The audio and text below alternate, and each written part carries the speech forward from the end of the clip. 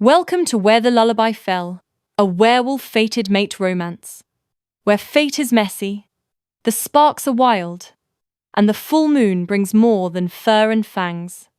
There's snark, steam, and a mate bond neither of them asked for, but can't escape. Buckle up, pack. From haunted hearts to ancient curses, you'll find stories here that pull you in and don't let go. If you're into tales that twist the real and the unreal, you're in the right place.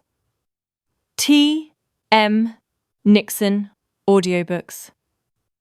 Thank you to all my subscribers and listeners.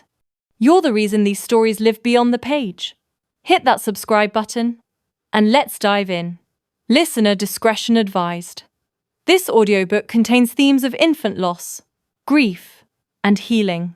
These elements are handled sensitively and serve the main character's journey from despair to hope and love, but may be emotionally difficult for some listeners.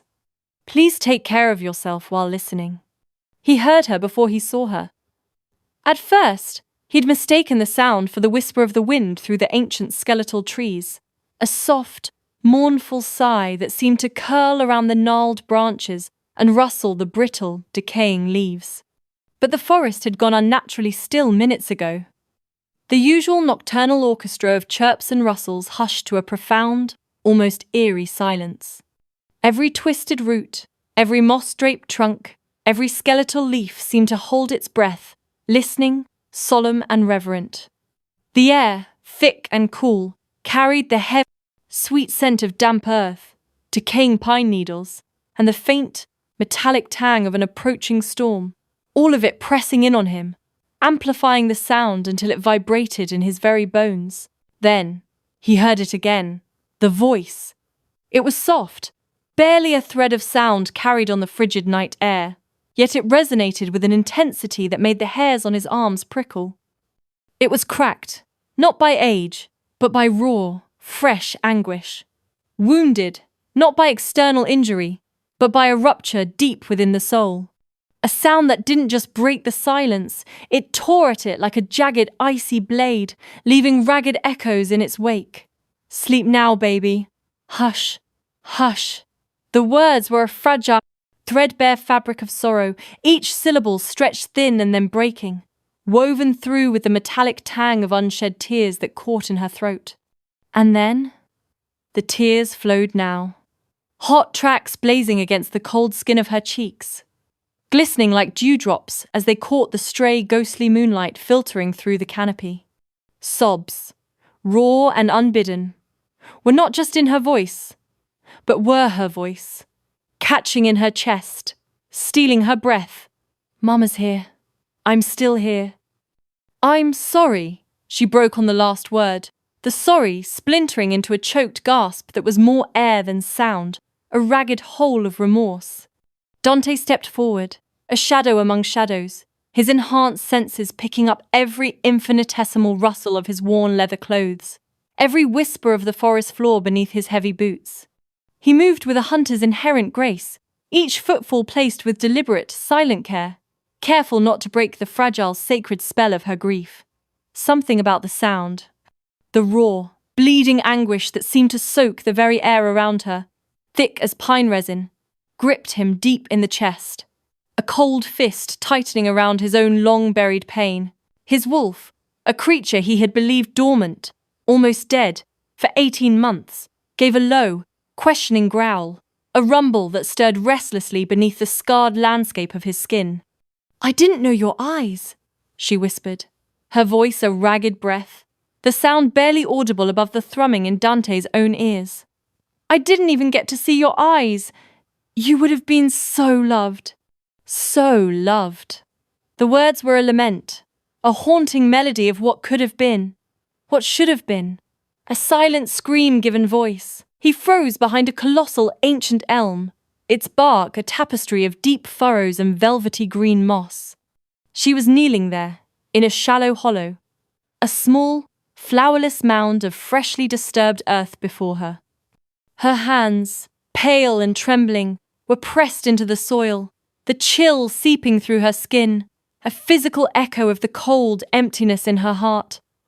No carved marker, no name etched into stone, Just earth and loss, naked and devastating, made manifest in that tiny, barren space.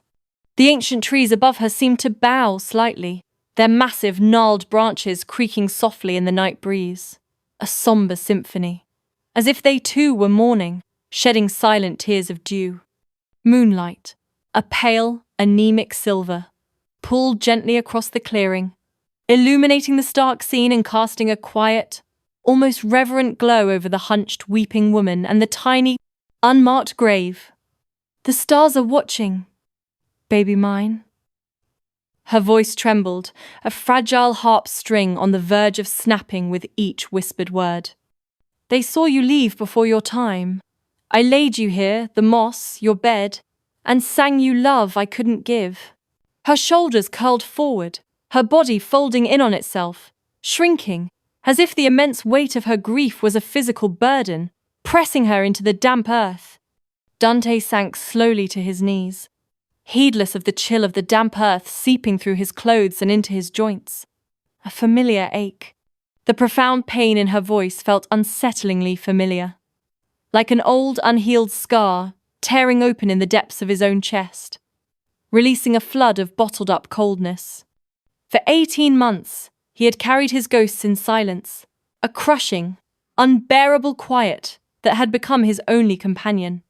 But this woman's lament, a broken lullaby whispered to a barren grave, cracked something vital and long dormant in his hardened, calloused chest. I would have loved you every day, she whispered to the grave, her voice a barely audible sigh. I still do. I always will. A profound silence followed. Not empty, not void, but full. Full of everything she couldn't say. Every quiet moment, every missed milestone, every breath unshared. She stayed there a while longer, rocking softly, a primal motion, her fingers brushing the cool earth of the grave like she was smoothing a soft blanket over a sleeping child, a tender, heartbroken caress. Then, slowly, her body gave in to the immense burden. The exhaustion etched into every line of her posture. She curled beside the tiny mound, one hand resting atop it as if still guarding, the other tucked beneath her cheek as she lay down in the damp grass. Her hair, a dark cascade, spilled across the earth, catching in the tangled moss like spilled ink. Her breathing was uneven, ragged, each inhale a struggle, each exhale a shudder. Not asleep, barely awake, just utterly, completely exhausted by the sheer force of her sorrow. Dante didn't move. He stayed crouched at the edge of the clearing, hidden within the deep, inky shadows cast by the dense trees, watching her with a stillness born of profound recognition. She didn't need rescuing. She didn't need to be found or tended to.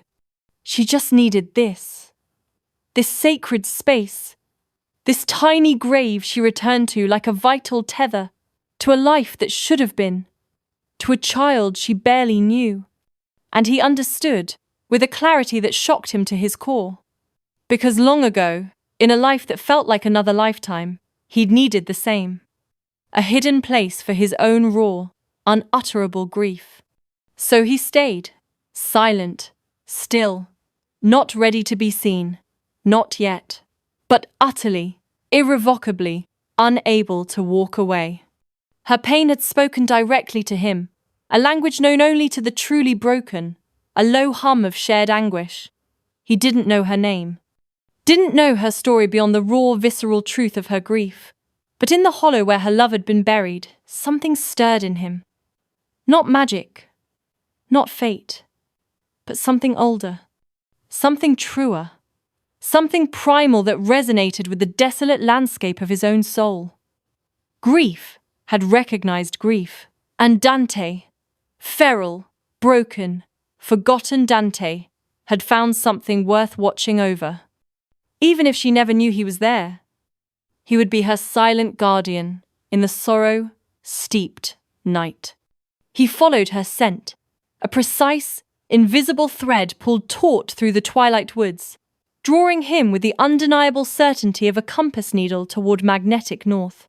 The air around him was a tapestry woven from disparate clashing threads. The clean, sweet whisper of lavender, the deep, earthy richness of damp loam, and beneath it all, the acrid, heavy tang of profound grief, all softened by the lingering chill and petrichor of recent rain. It clung to the forest floor like spilled wine. Not in a gush, but a persistent staining presence, delicate in its individual notes yet utterly impossible to ignore. Dante moved like a phantom, a whisper of shadow against the deepening gloom, his wolf senses honed to an almost painful sharpness. Every rustle of dry leaves, every snap of a twig, was absorbed and processed. A hunger, primal and unexpected, gnawed at his gut. A hunger not for prey, but for understanding, for connection. A feeling he hadn't known in desolate months. She didn't bolt in fear, didn't transform into her wolf, didn't even hasten her pace. She simply walked, her shoulders slumped, her form outlined by the faint, dwindling light, as if gravity had inexplicably doubled its weight just for her, pressing her closer to the earth. And he followed, compelled by something he couldn't name. He told himself it was instinct, nothing more. Perhaps a flicker of curiosity, a rare spark in the vast emptiness of his existence. Concern, at most, a distant echo of the protector he once was. But the truth, raw and insistent, pressed tight against his ribs, a physical ache in his chest. Her mournful song had not just echoed, but had carved a fresh, tender space in the petrified landscape of his heart, a space he couldn't unfeel, couldn't ignore. Something in the crushing weight of her sorrow mirrored his own desolation so perfectly that for the first time since Sarah's death, he felt a flicker of connection, an anchor to something beyond the restless, whispering multitude of his ghosts. When the ancient gnarled trees began to thin, casting longer, more ragged shadows, he slowed, his muscles tightening with an unconscious wariness. The very nature of the forest began to subtly shift, growing colder, more desolate, as he approached the grim border of Crescent Moon territory, where his own land thrived with the exuberant chaos of ancient oak and vibrant undergrowth, a symphony of rustling leaves and chirping insects. This border reeked of decay, a sour, metallic scent mingling with the cloying sweetness of rot, a stagnant air that felt heavy on his lungs. The underbrush was not merely thin, but sickly, a wiry tangle of brambles that grew more from sheer thorny spite than natural vitality, their brittle branches scraping against each other in the silent, chill wind. Even the towering pines, meant to stand sentinel, looked wrong, their bark scarred with frustrated, desperate claw marks etched deep into the wood. Their lower branches snapped and left to hang like broken limbs, weeping dark sap as if the forest itself were in pain. What lay ahead was no sanctuary. The Crescent Moon border was starkly marked by the pervasive stench of decay, rotting leaves and mildew in the underbrush, fences long rusted over, their brittle wires snapped and curling like dead vines, and a profound, unnerving silence with a vibrant hum of pack life should resonate. And there, tucked against the very edge of this desolation like a forgotten, shameful afterthought, stood the cabin. No, not a cabin. A carcass, picked clean by time and neglect. The roof bowed inward like a spine broken, surrendered to despair years ago, leaving gaps where splintered shards of wood showed against the darkening sky. Windows, some completely shattered, others spiderwebbed with cracks that caught the last dying light, stared out like blind vacant eyes from the grimy walls. The door, a warped rectangle of pale, peeling paint, leaned precariously askew, clinging to its last rusted hinge with a desperate, protesting groan that grated on Dante's sensitive hearing. Thick, velvety moss, the colour of old jade, clung to the logs, creeping up the sides as if nature itself was trying to soften the harsh edges, attempting to hide the sheer, unadorned shame of its existence. Dante's jaw clenched, a muscle jumping in his cheek. His wolf paced restlessly beneath his skin, a hot, anxious energy, its ears forward, hackles rising. a low growl rumbling deep in his chest. She lives here? Under him? The thought was a spark igniting a long-dormant fury. He knew Crescent Moon by reputation. Alpha Marcus, brutal and prideful.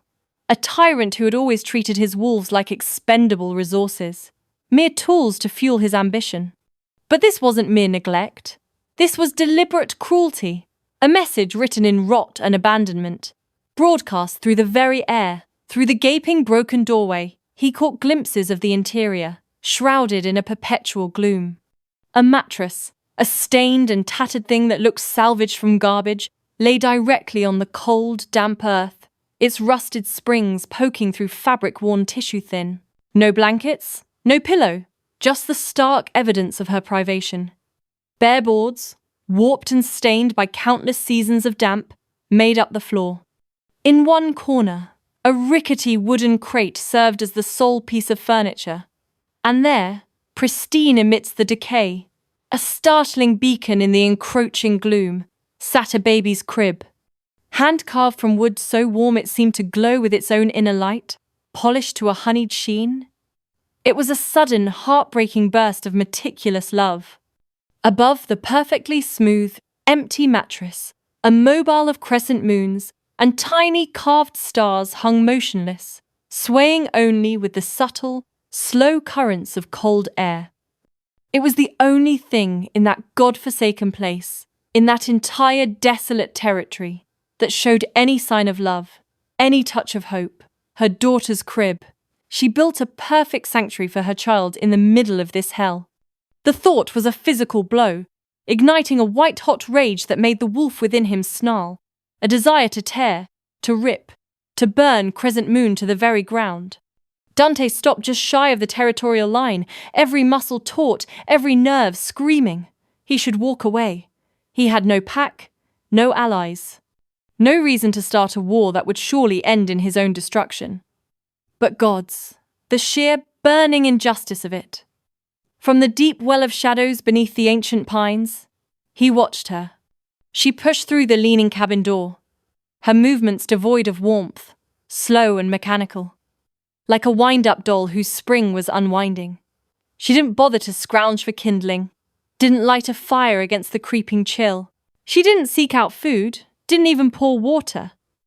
She simply curled onto that wretched, rotted mattress, the thin fabric whispering against her clothes. No blankets offered comfort, no pillow cushioned her head, just the raw, frigid air and the shape of a woman carved hollow by overwhelming, relentless loss. She curled inward, a fetal position, as if trying to shrink away, to disappear from the weight of the world. One hand tucked beneath her pale cheek, the other curled near her ribs, clutching at an invisible wound. The very same way she'd lain beside that fresh grave, earlier in the twilight. Dante didn't move. A statue of grief and unspoken fury. This was the line. The boundary of sorrow. One step across it, and he wouldn't just be breaking territorial law, risking his life against an entire hostile pack. He'd be stepping into something he wasn't sure he could survive again. Because he'd seen this before. He knew this kind of silence, the deafening quiet of a soul broken by loss. The profound emptiness that resonated through abandoned spaces. He had survived the massacre of his own pack, their howls and screams still echoing in the dark corners of his mind. He had buried 22 bodies with his own hands, the scent of fresh earth and cooling blood forever etched into his memory. He had howled until his voice cracked and bled, until his throat was raw and no sound could escape. The wounds had scabbed over, a thick, protective scar tissue, but they'd never truly healed, merely gone dormant, until her song. He didn't know how he knew her name might be spoken by the mournful wind through these brittle trees, but somehow it seemed the forest itself whispered secrets about those who mourned within its desolate borders. This woman, who sang lullabies to a baby that would never wake, whose fragile voice had torn open his old wounds and somehow began to stitch them with a fragile thread of empathy. She bore the crushing weight of loss alone, same as he had. He stepped back from the tree line, slowly, reverently, His movements waited with a sudden, profound understanding. There was no pack behind him, no loyal warriors to watch his back, no title left to wear, no alpha to be, just a ghost watching another ghost. A lone wolf, feral at the edges, yet for the first time in 18 months, he didn't feel quite so alone. He returned to his own cabin, a place of bare, unadorned walls and an ash-cold hearth that offered no comfort, only the memory of warmth. The air inside was stale, heavy, and still, haunted by memories that clung to the rough-hewn beams and the silent echo of a lullaby not meant for him, yet somehow resonating deep within his bones. The stars are watching, baby mine. Dante sat on the edge of his own bare, creaking bed, the chills seeping into his bones, and tilted his head toward the silent ceiling. He could still hear her voice, clear as a bell, yet imbued with the profound weight of her grief. He could still feel the raw edges of it scraping against the hollows he'd thought had long since scabbed over, the places where his own heart had been torn. His wolf curled tight inside him, ears low, tail tucked, not in fear, but reverence. Recognition. Grief had a language, one spoken not in words, but in the heart's quiet torment, in the very air one breathed. And tonight, it spoke to him, not through blood, not through battle, not through the roar of vengeance, but through her fragile, sorrowful song. And Dante, last of his line, keeper of the dead, closed his eyes, letting the phantom melody wash over him, and listened. 3 months earlier, the forest had been too quiet, not the soft, sighing hush of nightfall, when the owls began their soft calls and the rustle of unseen creatures became the dominant rhythm. Not the reverent stillness of snowfall, when the world muted under a thick, white blanket, or the deep, peaceful quiet of a pack in communal sleep. This quiet was wrong. It was a suffocating pressure behind Dante's eardrums, a dead weight in the air that tasted of copper and ash, cloying and acrid. It was a vacuum where the vibrant symphony of pack life should have been. The bright, piercing laughter of children echoing from the central clearing, the rhythmic thunk of axes splitting kindling for the evening hearths, the murmur of comfortable evening conversations drifting from cabin doorways, spiced with the aroma of simmering stews. All of it had been swallowed, leaving behind something that wasn't just silent, but hollow. Dante had known before he saw the first body. A primal whine had begun low in his wolf's chest the moment he stepped back onto their outer borders, a cold, prickling sensation rising along his spine. The scent of pine and damp earth, usually so comforting, now seemed muted, overlaid with something sharp and metallic. His patrol had taken 3 days, tracing the faint, almost imperceptible signs of a possible breach. Standard procedure, nothing urgent. He'd expected to return to the familiar, grounding scent of wood smoke curling from the kitchen hearth, to the savoury aroma of stew warming on the fire, to the way his Luna, Sarah, would meet his eyes, her smile bright and open, a light that embraced him with her whole heart. He'd expected the boisterous shouts of pups chasing each other past curfew, their small, quick shapes darting between the cabins. Instead, ash. Not the grey, flaky remnants of a recent fire, but something far more pervasive and emptier than that. Something dead. A spiritual ash that settled on his soul even before his eyes found the truth. He reached the clearing where the sturdy log cabins had once stood, and froze. His paws, usually so swift and silent, dug instinctively into the soft earth, halting him mid-stride. His breath hitched, a raw gasp caught in his throat. What had been a home was now a tableau of unimaginable horror. Bodies, scattered like discarded dolls, twisted and broken amidst splintered wood and overturned hearths. Slumped against the remains of charred walls torn open by unseen forces. Throats slashed so deeply that bone peeked through the red-black gashes. Ribs cracked open, exposed to the cold, indifferent sky. Eyes. So many eyes. wide and vacant, staring upwards at a death they hadn't seen coming, still etched with surprise and terror. The metallic stench of fresh blood, thick and viscous, hung heavy in the air, so potent it coated his throat and made bile burn its way up his chest. But underneath, a more insidious horror, something worse, began to assert itself. The sweet, cloying smell of decay, hours old, maybe longer. Flies, fat and iridescent, buzzed in lazy circles around the cooling flesh. Their drone, the only sound in the ghastly silence. The realization hit him like a physical blow, stealing the air from his lungs. I'm too late. God help me, I'm too late. The air was thick with the coppery tang of death, a palpable presence, yet infuriatingly, there was no scent of an attacker, no foreign musks, no trail of spent energy. No sign, only the gruesome wreckage of his people, his family, reduced to silence and rot. The wind, when it stirred, carried no answers, only the reek of their demise. And then, his gaze, trembling, fell upon the nursery. Gods, the nursery where their future had been so carefully planned. Sarah, his Luna. Her beautiful body had been thrown across the sturdy, hand-carved crib they'd built together, a stark contrast of violence upon innocence. Her belly, once soft and round with their growing pup, was torn open. Their unborn child lost with her.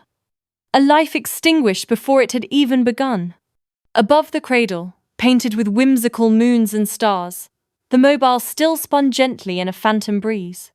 The delicate wooden shapes twirling with a cruel, mocking grace, as if nothing had happened, as if the world hadn't ended here. The scream that left Dante's throat was not human, not wolf, but something ancient and broken.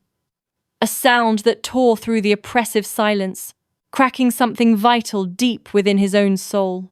It was a guttural rip, a sound of absolute despair so potent it vibrated through his very bones. He fell to his knees beside her, the cold, damp earth soaking through his trousers, the metallic tang of blood filling his nostrils with every ragged breath. He reached for her hand. It was cold, slack, unnaturally heavy, wrong, and whispered her name over and over, until the sound lost all meaning, until it was just a breath, a prayer, a lament. Sarah, I'm sorry. I'm so sorry I wasn't here. I should have protected you, my love.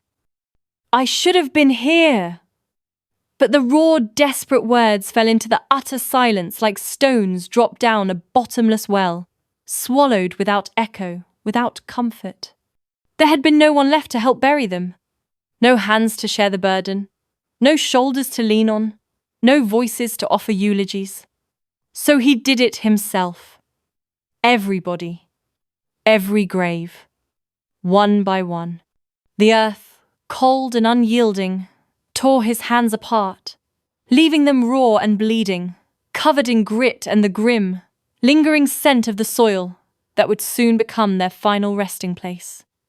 His wolf, a constant ache in his chest, howled, a long, mournful sound that reverberated through the barren forest, until his voice was a raw, rasping whisper, until his throat seized and refused to make another sound. He worked until his muscles screamed, until his bones ached with a profound, soul-crushing weariness, until his very soul felt cracked wide open. Irreparable. Sarah went first. He wrapped her reverently in the vibrant, floral quilt her grandmother had made, its familiar softness a stark contrast to the cold rigidity of her skin. And as he lowered her, he sang the mating song, the melody they'd shared on their wedding night, a soft, joyful tune now twisted into a tragic dirge. His voice cracked on every note, each sound a fresh wound. Their unborn child went with her, cradled gently in her arms, the way he should have been in life, warm and safe against her breast. Dante whispered every endearment, every hope, every dream he'd planned to use for his son. Little wolf, my son, my heart, my joy. Words meant for life, now consigned to death. And after that, he stopped speaking. The world had gone silent, and so had he. To anyone, to anything. He became a shadow, a gaunt, wild shape moving through the deepening woods. Often on all fours, his fur matted, his eyes sharp and haunted. He was a beast, driven by instinct and a bottomless grief. He became a story whispered among the border packs, a chilling tale passed in hushed tones around campfires.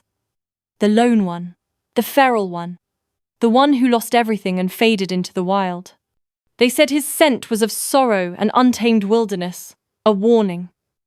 And for 18 months, that desolate existence, that primal survival, had been enough. It was all he had, until her, until the song, until a sound, a faint, melancholic tremor on the wind. A woman's lullaby full of mourning and quiet grief wove its way through the dense trees, cutting through the thick shell of his numbness. And somehow, impossibly, he heard her.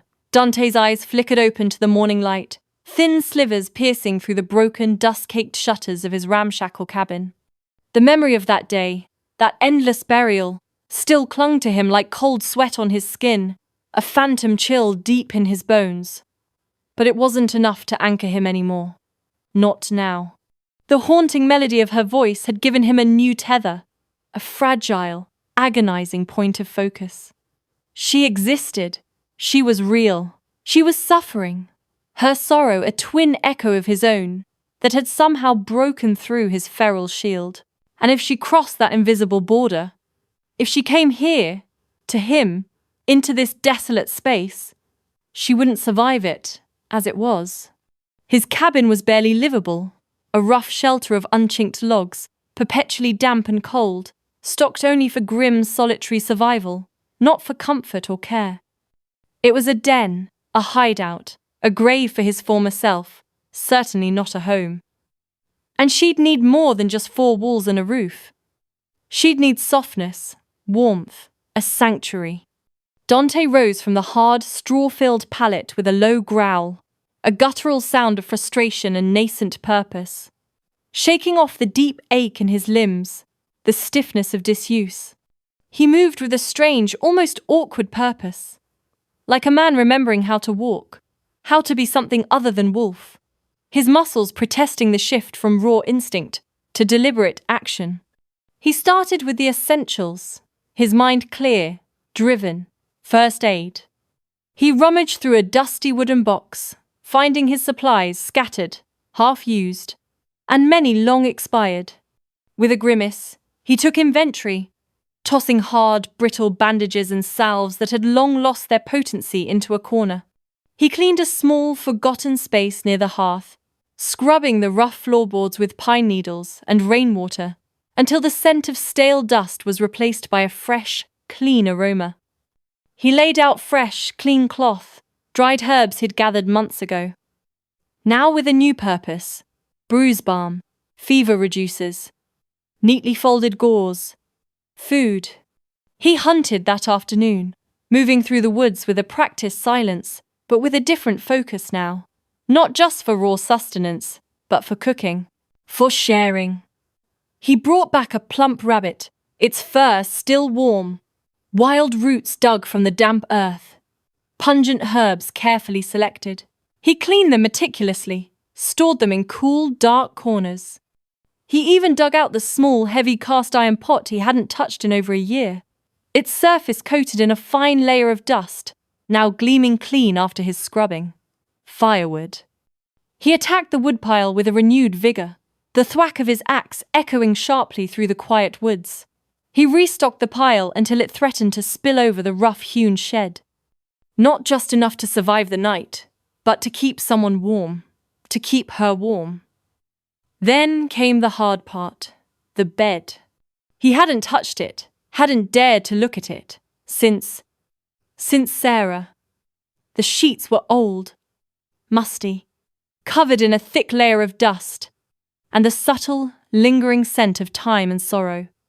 He stripped them clean, each tug of the coarse fabric feeling like peeling back a layer of his own scarred skin, exposing a raw nerve.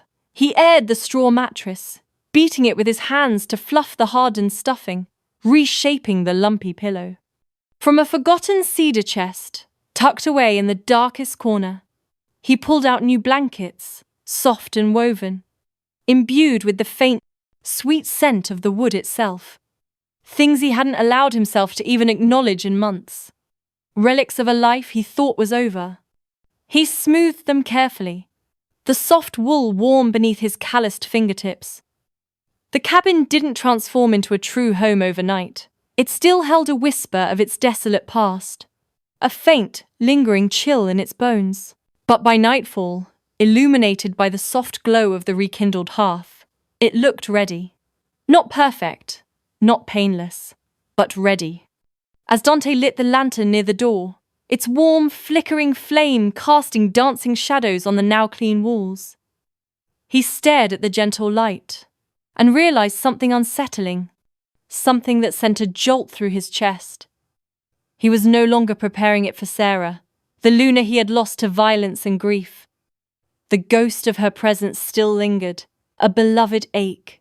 He was preparing it for the woman whose song had woken the man inside, the alpha he used to be, buried under layers of ash and despair. Not because he wanted her to owe him, not because he sought redemption for his failure, but because her song, a mournful echo of his own fractured soul, had touched the one piece of him that hadn't gone completely feral. A single, fragile spark of humanity. And for the first time in 18 months, he wanted to protect something that was still alive. He stood at the window, his gaze fixed on the dense forest, as the full moon rose high above the towering pines, casting silver light on the trees beyond. The wind whispered through the branches, a low, mournful sigh. Somewhere out there, she was probably lying on that rotted mattress, cold and alone, lost in her own sorrow. But not for long. Not if he could help it. Because the man inside was waking up again, shaking off the dust and the long, bitter sleep. And he was getting ready, not for war, but for her.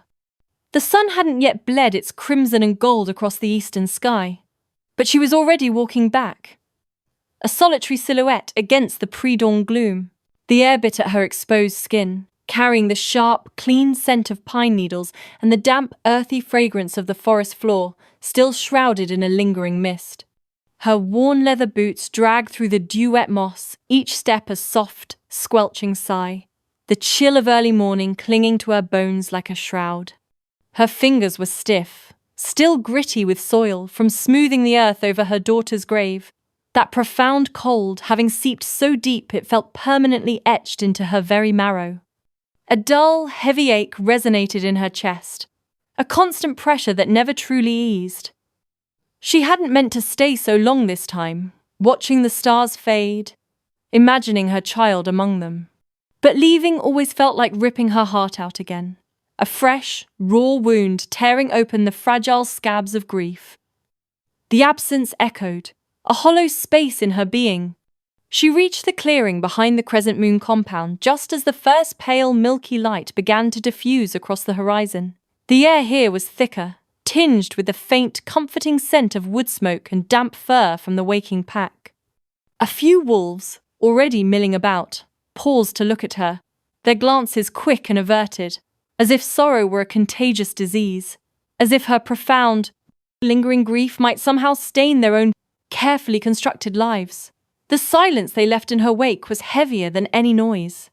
There she is, their eyes seemed to say, burning into her with silent judgment. The cursed one, the mother without a child, the waste of space. She kept walking, the rhythmic scrape of her boots, a low, insistent hum of endurance. Her head bowed against their silent condemnation. Her cabin came into view, its unpainted, weathered wood sagging sideways like an old, tired creature trying to collapse under the crushing weight of her memories. A faint, sour smell of damp rot seemed to emanate from its decaying structure. She was mere steps from the crooked door when the voice came, sharp and cruel, slicing through the thin, crisp morning air like a honed blade. Well, well. Look what finally decided to crawl home.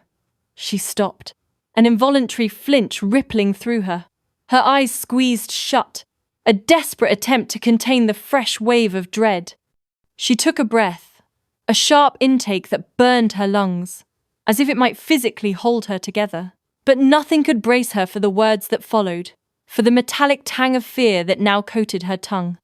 Alpha Marcus stepped out from behind her cabin, his imposing shadow stretching long and dark across the dewy grass. He was flanked by 2 beaters, their faces stony, who didn't even try to hide their thinly veiled disdain. He looked exactly as he always did. Tall, broad-shouldered, clad in crisp, dark leather that whispered of authority. With the kind of thin, cruel smile that promised pain wrapped in false civility. A faint, cloying scent of his dominant musk seemed to choke the air, asserting his presence. "Where the hell have you been?" His voice boomed across the clearing, amplified, theatrical, pitched loud enough to draw attention, to ensure her humiliation was public. "Out mourning that thing again?" She said nothing. Her spine stiffened, an automatic, defensive reaction, but she kept her head low, wishing the earth would swallow her whole. A blush of shame crept up her neck, burning. Marcus sneered, circling her like a predator, the heavy thud of his boots on the damp earth echoing in the sudden silence. "That thing has been dead a year. You're still snivelling over a lump of dirt, while the rest of us pull your weight." The raw sting of his words hit like claws, each one designed to tear, ripping at her already frayed emotional skin. "You were always weak," he continued, his voice dropping to a mock-tender whisper that was somehow more venomous, more cruel than shouting, making her skin crawl. "Barely survived childbirth, and for what? A stillborn brat. You couldn't even carry a healthy pup." The ghost pain of childbirth, the phantom weight of her daughter's absence, twisted into a cold knot of despair in her gut. Behind her tightly closed eyes, her daughter's lullaby echoed, a faint, sweet melody, a fragile shield. But it couldn't drown out the roaring torrent of his brutal words. Barren, defective, useless, he barked, each word a stone thrown at her, sharp and guttural. "You're a waste of pack resources." The burning shame tightened her throat, making it difficult to swallow. Her hands trembled uncontrollably at her sides, but she remained rigidly silent, her lips clamped shut, refusing to give him the satisfaction of a response. "I should have cast you out months ago, but I'm a merciful alpha," he said, the sickening sweetness of his false pity like poison wrapped in honey. "If you want to keep crawling around here like a pathetic stray, you'll find a mate. Now. Someone who might actually put a living child in your womb." The thought of forced intimacy, of being poured over, sent a visceral wave of repulsion through her, a cold dread deep in her bones. Something flickered in her expression then. A subtle tightening around her eyes, a clenching of her jaw. Pain so deep it had crystallized into something harder. A sudden, impenetrable stillness. Marcus caught it, and a predatory smile widened on his face. "Hollow Rock has made an offer. They need breeders. You're not ideal, obviously. Damaged goods, no live offspring, barren reputation. But beggars can't be choosers." The chilling name of Hollow Rock, a place whispered about with dread, a place of forced servitude, made her blood turn to ice. A sudden, profound chill spread through her veins, a shiver that had nothing to do with the morning air. "I won't go," she whispered, her voice a ragged thread, barely audible, yet carrying a surprising current of defiance, a dry, dusty taste in her mouth. "You don't have a choice," he snapped, the sharp, final sound like a trap closing. "You're Crescent Moon property. Or you were. The deal's already in motion." The heavy weight of his declaration pressed down on her, stealing her breath. The words hung in the air, thick and suffocating. like a death sentence. Besides, he added with cruel satisfaction, a sickening twist of his lips, what exactly are you staying for? A pile of dirt? A memory of something that was never really alive to begin with? His dismissiveness was like salt rubbed into an open wound. That was the moment something inside her cracked. Not broke. She'd been broken for so long that fractures felt like home, but cracked, like ice beginning to splinter under pressure. It could no longer bear. A sharp, internal snap sounding in her mind. A sudden, dizzying shift, a rush of cold air filling a newly opened space. She was alive, she said quietly, her voice low and steady, a new resonance in it, like a stone dropped into calm water. Marcus blinked, clearly not expecting resistance, a momentary flicker of surprise in his eyes, a slight hitch in his posture. What? My daughter. Her voice was still barely above a whisper, but it carried a raw weight. A tightly coiled power that made the two betas subtly shuffle their feet on the gravel. Taking a small step back. She was alive. Inside me for 8 months. I felt her tiny, fluttering movements. She had hiccups. She moved when I sang. She was real. The warmth of her hand cradling her swollen belly, the internal percussion of tiny hiccups, the vivid image of her child, real and vibrant, flashed behind her eyes. She was a failed pregnancy, Marcus snarled, his voice guttural and dismissive. A biological mistake. She was mine.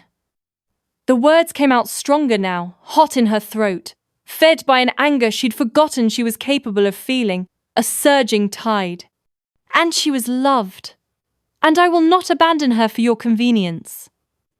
A tremor of pure, righteous fury coursed through her, her voice firm and resonant, no longer whispering.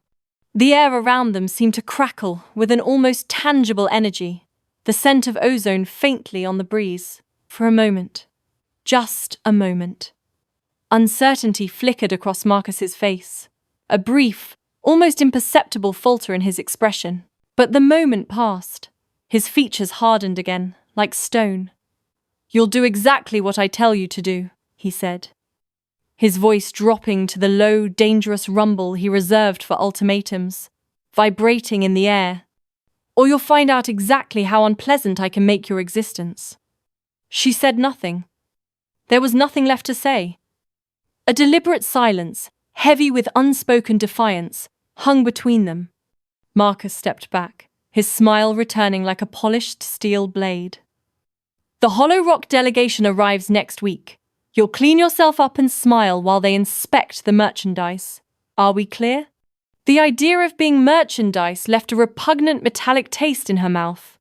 Still, she said nothing, held in a deep, unyielding stillness.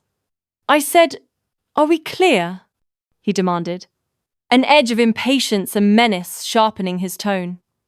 She raised her head then, slowly, deliberately, meeting his eyes directly for the first time in over a year. What he saw there, not tears, but a glacial fire that burned with an unnerving intensity, made him take another involuntary step back, a sudden flicker of something akin to caution in his own eyes. "Crystal," she said softly, the word distinct and chilling. Like individual drops of ice water falling, hanging in the crisp air, resonating with a double meaning. But they both knew she wasn't agreeing to anything. Marcus studied her for a long moment, his expression cycling through confusion, anger, and something that might have been respected if he'd been capable of it. "Clean yourself up," he said finally, with a dismissive flick of his hand, his voice laced with disgust. "And get rid of that stench. You smell like death." The faint, phantom smell of earth and sorrow that clung to her, a smell only he seemed to perceive now, was suddenly amplified. With that, he turned and stalked away, the heavy, deliberate thud of his retreating footsteps echoing in the quiet clearing. His betas fell into step behind him, their figures soon swallowed by the compound's waking activity, their scents gradually fading from the air. She stood alone in front of her broken cabin, watching them go. The chill of the air settled around her, intensified by the quiet creak of the cabin's aging timbers. Her hands were steady now, her breathing even, a stark contrast to the earlier tremors. The fear was still there, a dull, familiar ache that would probably always be there. But it was no longer the only thing she felt. The lingering metallic taste of fear was now overlaid with something sharp and clean. For the first time in over a year, she felt something else. Anger. Not the hot, destructive rage that burned everything it touched, but something cooler, more focused. A slow, steady burn igniting in her belly, spreading like warm oil through her veins. A clarity in her mind, a sharpening of her senses, like scales falling from her eyes. The kind of anger that built foundations instead of tearing them down. She turned and pushed through her crooked door, the old hinges groaning in protest, stepping into the gloom of her one-room hovel. The distinct smell of stale air and old wood filled her lungs. Muted, dusty light filtered through grimy windows, barely illuminating the stark interior. The baby's crib sat in the corner, where it always had, beautiful and pristine. Its pale, smooth wood, a profound contrast against the rough, splintered floorboards and peeling wallpaper. The room was utterly silent, holding its breath. She walked over and placed her hand on the smooth, cool rail of the crib, remembering the fierce hope that had built this tiny sanctuary. The hope that had died with her daughter remained buried, cold and unreachable. Yet something else pressed against her chest. Not warmth, but a heavy, suffocating weight. "I won't leave you," she murmured, a fierce, low vow. A sacred oath whispered to the empty crib. "Whatever happens, I won't abandon you." The words tasted of ash, bitter and unrelenting. Outside, the sun climbed the horizon, spilling gold and possibility across the world. But it only sharpened her sense of exile, a reminder that such light no longer belonged to her. And in that darkness, her thoughts began to coil inward, slow and relentless, weaving plans that belonged more to grief than to life. The days blurred like rain on old, grimy glass, each indistinguishable from the last. They were grey, featureless, steeped in a pervasive damp chill that seeped not just into the bones of the world, but into the very soul. It was a constant, muted sorrow that muted all other colours, all sharper sounds, leaving only the soft, persistent hum of grief. From his place just beyond the border, where the wild woods bristled against the tamed lands of the pack, Dante watched. Always he was nestled within the dense thicket of pines and scraggly oaks, a shadow among shadows, his own scent carefully masked by damp earth and fallen leaves. Always silent, his body held in rigid stillness, yet his soul paced restlessly behind his ribs, a caged predator in torment. He was a sentinel, his gaze a burning focus in the muted landscape. She was unraveling, slowly, irrevocably, like a threadbare tapestry left out in the elements. At first, it was subtle, almost imperceptible to any but an observer as keen and desperate as Dante. The way her footsteps dragged, a distinct shuffling sound replacing the light, quick tread he remembered. The way her usually vibrant auburn hair hung limp and dull, matted in places, unwashed for days, its familiar scent of wild herbs and wood smoke replaced by something stale and faint. The devastating silence where the song used to be. She didn't sing anymore. Not even at the small, unmarked grave that held their shared loss. She would just sit there, for hours, her lips parted slightly as if she wanted to, ached to, but couldn't quite coax a single note from her constricted throat. The absence of her voice was a hollow echo in the quiet woods. The scent of her grief had grown sharper, more desperate, more palpable with each passing day. It was no longer the fresh, clean tang of initial shock, but something bitter and acrid, like burnt leaves on a damp fire, clinging to the frosty morning air and permeating the very fabric of her cabin.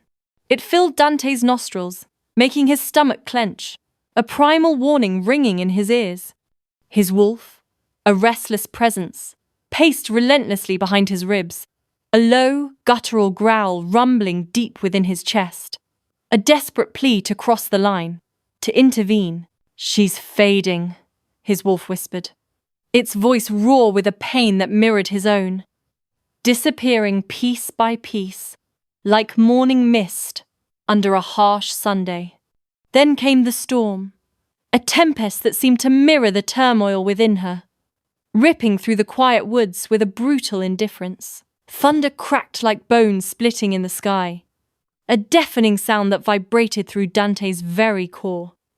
Rain fell like punishment, not in drops, but in cold, relentless sheets that turned the world into a grey wash of violent water and wind.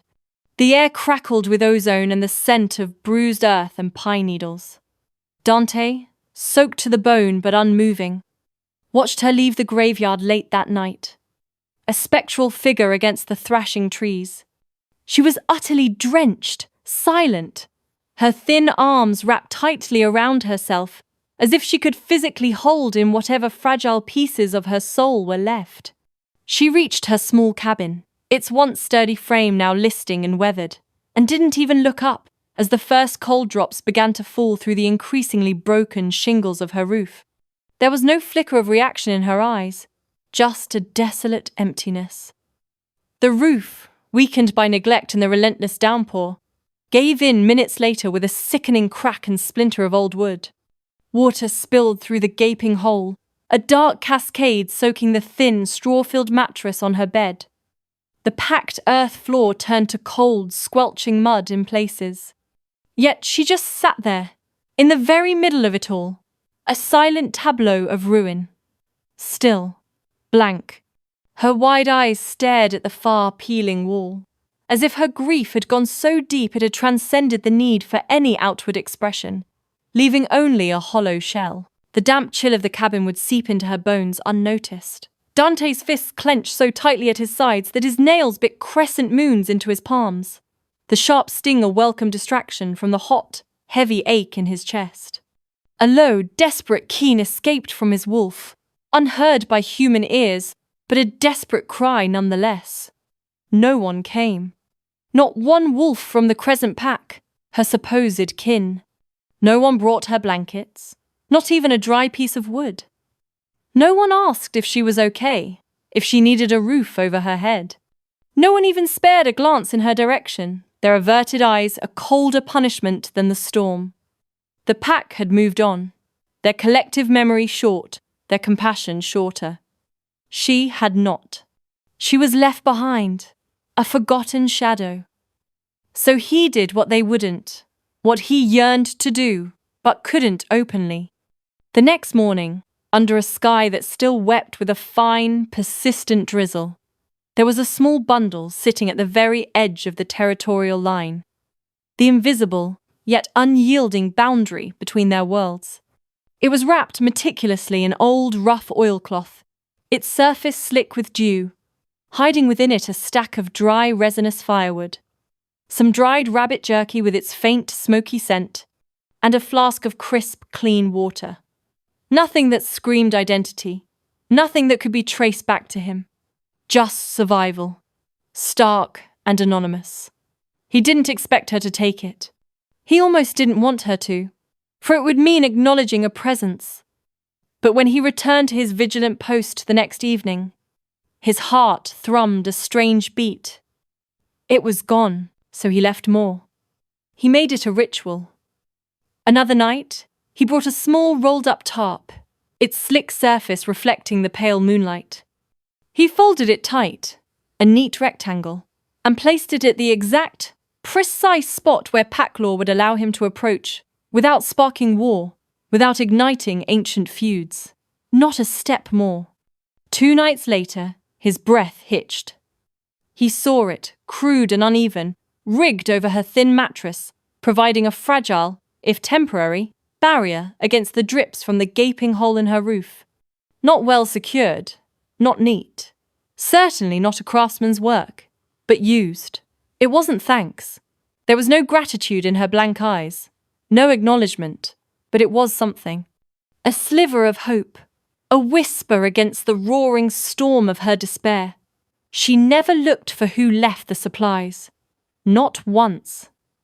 Her gaze remained fixed on the middle distance, lost in an internal landscape of pain.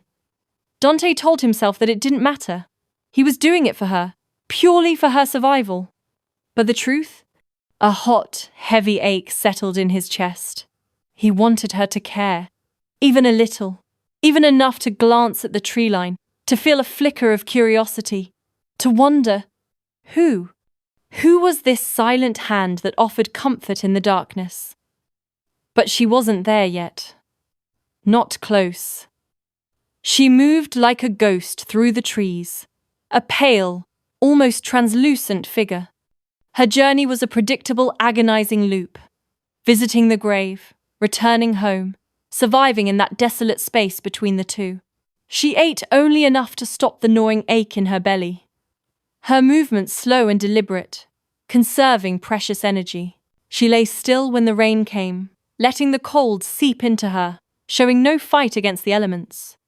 Her eyes had sunk deeper into their sockets, hollowed out by grief, and dark shadows had begun to mottle the edges of her cheeks, painting a stark portrait of starvation and despair. And still, the pack ignored her. Their laughter, when it reached his ears, was sharp and carefree, utterly devoid of empathy. Dante watched one afternoon, his gut twisting in a knot of fury, as two crescent wolves, young males, all swagger and indifference, passed her on the trail leading to the river. One, with a cruel smirk on his face, purposefully bumped her shoulder. She stumbled, a gasp catching in her throat, but didn't react further. Her eyes remained blank, unseeing. She just kept walking, as if neither the insult nor the physical jolt registered.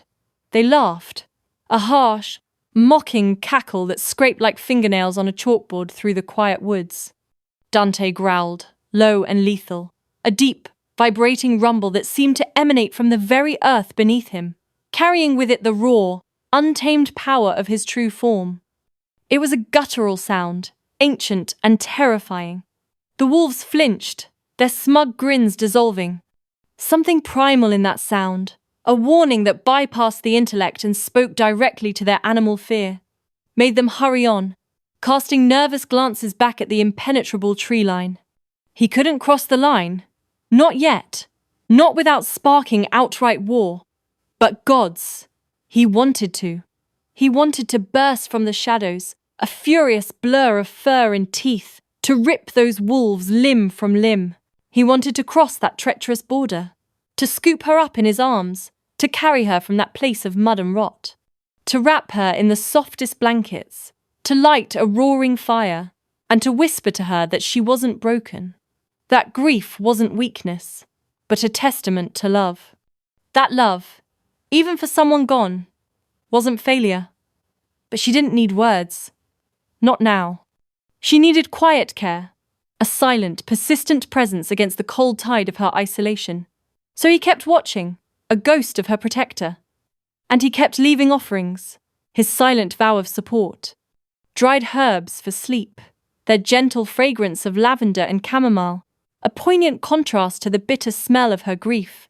A spare shirt, soft and clean, its cotton a gentle caress against the skin. A bar of homemade soap, wrapped in waxed paper, its clean herbal scent a promise of forgotten comfort. Things he remembered Sarah using. Things he remembered bringing home to her in better, sun-drenched days. The pile of coincidences beside her cabin grew, a small, tangible testament to his vigil. But she never asked. She simply used what was offered, her hands gentle as she lit a fire with his wood, the flames a fragile beacon in the damp. Her lips, cracked and chapped, twitched sometimes, but remained silent. And Dante knelt in the cold shadows every night, the chill of the earth seeping into his knees, not praying, for he had long since abandoned the gods. But hoping, all the same. Hoping that the warmth of the fire, the scent of the soap, the feel of clean fabric, would slowly, painstakingly, remind her that she was not entirely lost. She didn't know yet. But she wasn't alone anymore, and neither was he. The ancient forest, a deep emerald darkness under the vast, inky canvas of the sky, had learned her rhythm. It knew the precise moment the last sliver of sun would disappear behind the jagged peaks, painting the western horizon in bruised purples and fiery oranges before surrendering to the velvet hush of night. And she came. Always just after moonrise, when the first shy stars began to prickle through the deepening indigo and whisper their ancient secrets across the canopy. She walked the narrow, winding path between her small, solitary cabin and the unmarked grave with the unwavering regularity of a river seeking the sea. It was a pilgrimage, a ritual carved not just into muscle memory, but into the very sinews of her grief-stricken soul. Each soft pad of her worn boots on the cushion of fallen leaves, each rustle of her dark cloak against the low-hanging branches, was a note in the forest's familiar nocturne. Dante was already waiting. Every night, without fail, he was a shadow among shadows, a whisper of a presence just within the dense tree line, where the gnarled roots of ancient oaks twisted into the earth like arthritic fingers. He never got closer than this invisible burning line, the boundary of her territory and of his self-imposed prison. But he was there, watching, breathing in her unique scent. Heather and wood smoke, underlined now with a bitter, acrid tang of grief that tugged at his very core. Like a drowning man clings to the last gasp of air. His wolf paced behind his ribs, a restless, powerful presence, its hackles perpetually raised, its golden eyes fixed on her. It was alert, always on the edge of something it didn't yet fully understand, a primal instinct thrumming beneath Dante's skin. But it knew one thing with an undeniable certainty. Her voice meant hope. Even when it cracked, thin and fragile, like ice across a winter pond. Even when it faltered, catching in her throat like a sob. Even when she sang as though the words themselves were made of broken glass, each syllable a cutting shard. It was the only tether, the only fragile thread that kept Dante lashed to the man he used to be. To something that wasn't just gnawing hunger and searing pain and the ghosts of his own devastating memories. Her lullabies, whispered into the vast, indifferent wilderness, were the only force strong enough to hold him back from the precipice, from the wild, ravenous darkness that clamoured at the edges of his control. That night, however, the wind shifted before she even arrived. It wasn't just a directional change. It was a deeper, more ominous sigh, carrying a metallic tang that pricked at Dante's heightened senses. He tasted the shift, felt the subtle tremor in the air, knew with a gut-wrenching certainty before his eyes ever confirmed it. Something was drastically, terrifyingly different. She walked slower, her footsteps heavier, dragging through the dew-kissed grass. Her head was bowed lower than usual, almost touching her chest, obscuring her face. Her body moved like it had finally given up the very idea of ever standing tall and proud again. Each step a testament to an unbearable weight. And when she reached the small, silent mound of earth, she didn't sit down. Didn't settle into her customary, gentle vigil. She fell. A soundless collapse, her knees hitting the damp earth with a soft, dull thud that echoed in the unnatural stillness of Dante's world.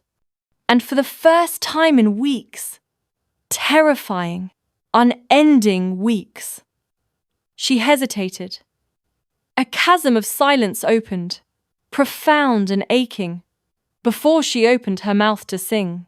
Dante tensed in the deep shadows, every muscle coiled and screaming with high alert. His wolf, a living furnace of anxiety, pushed against his ribs, a low, guttural growl rumbling deep in his chest, a sound barely contained.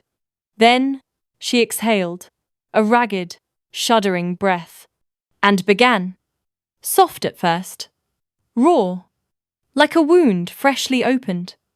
But the words were different. The melody, once a gentle cradle, was now a funeral dirge, steeped in a bone-deep weariness that had nothing to do with sleep. "My baby mine!" Her voice was a whisper of raw linen, brittle and thin, catching on every syllable. "Mama's losing the fight! The darkness is calling! she choked, a small crystalline sound in the quiet. Says I should take flight? Dante's heart stopped. A frozen block of ice in his chest.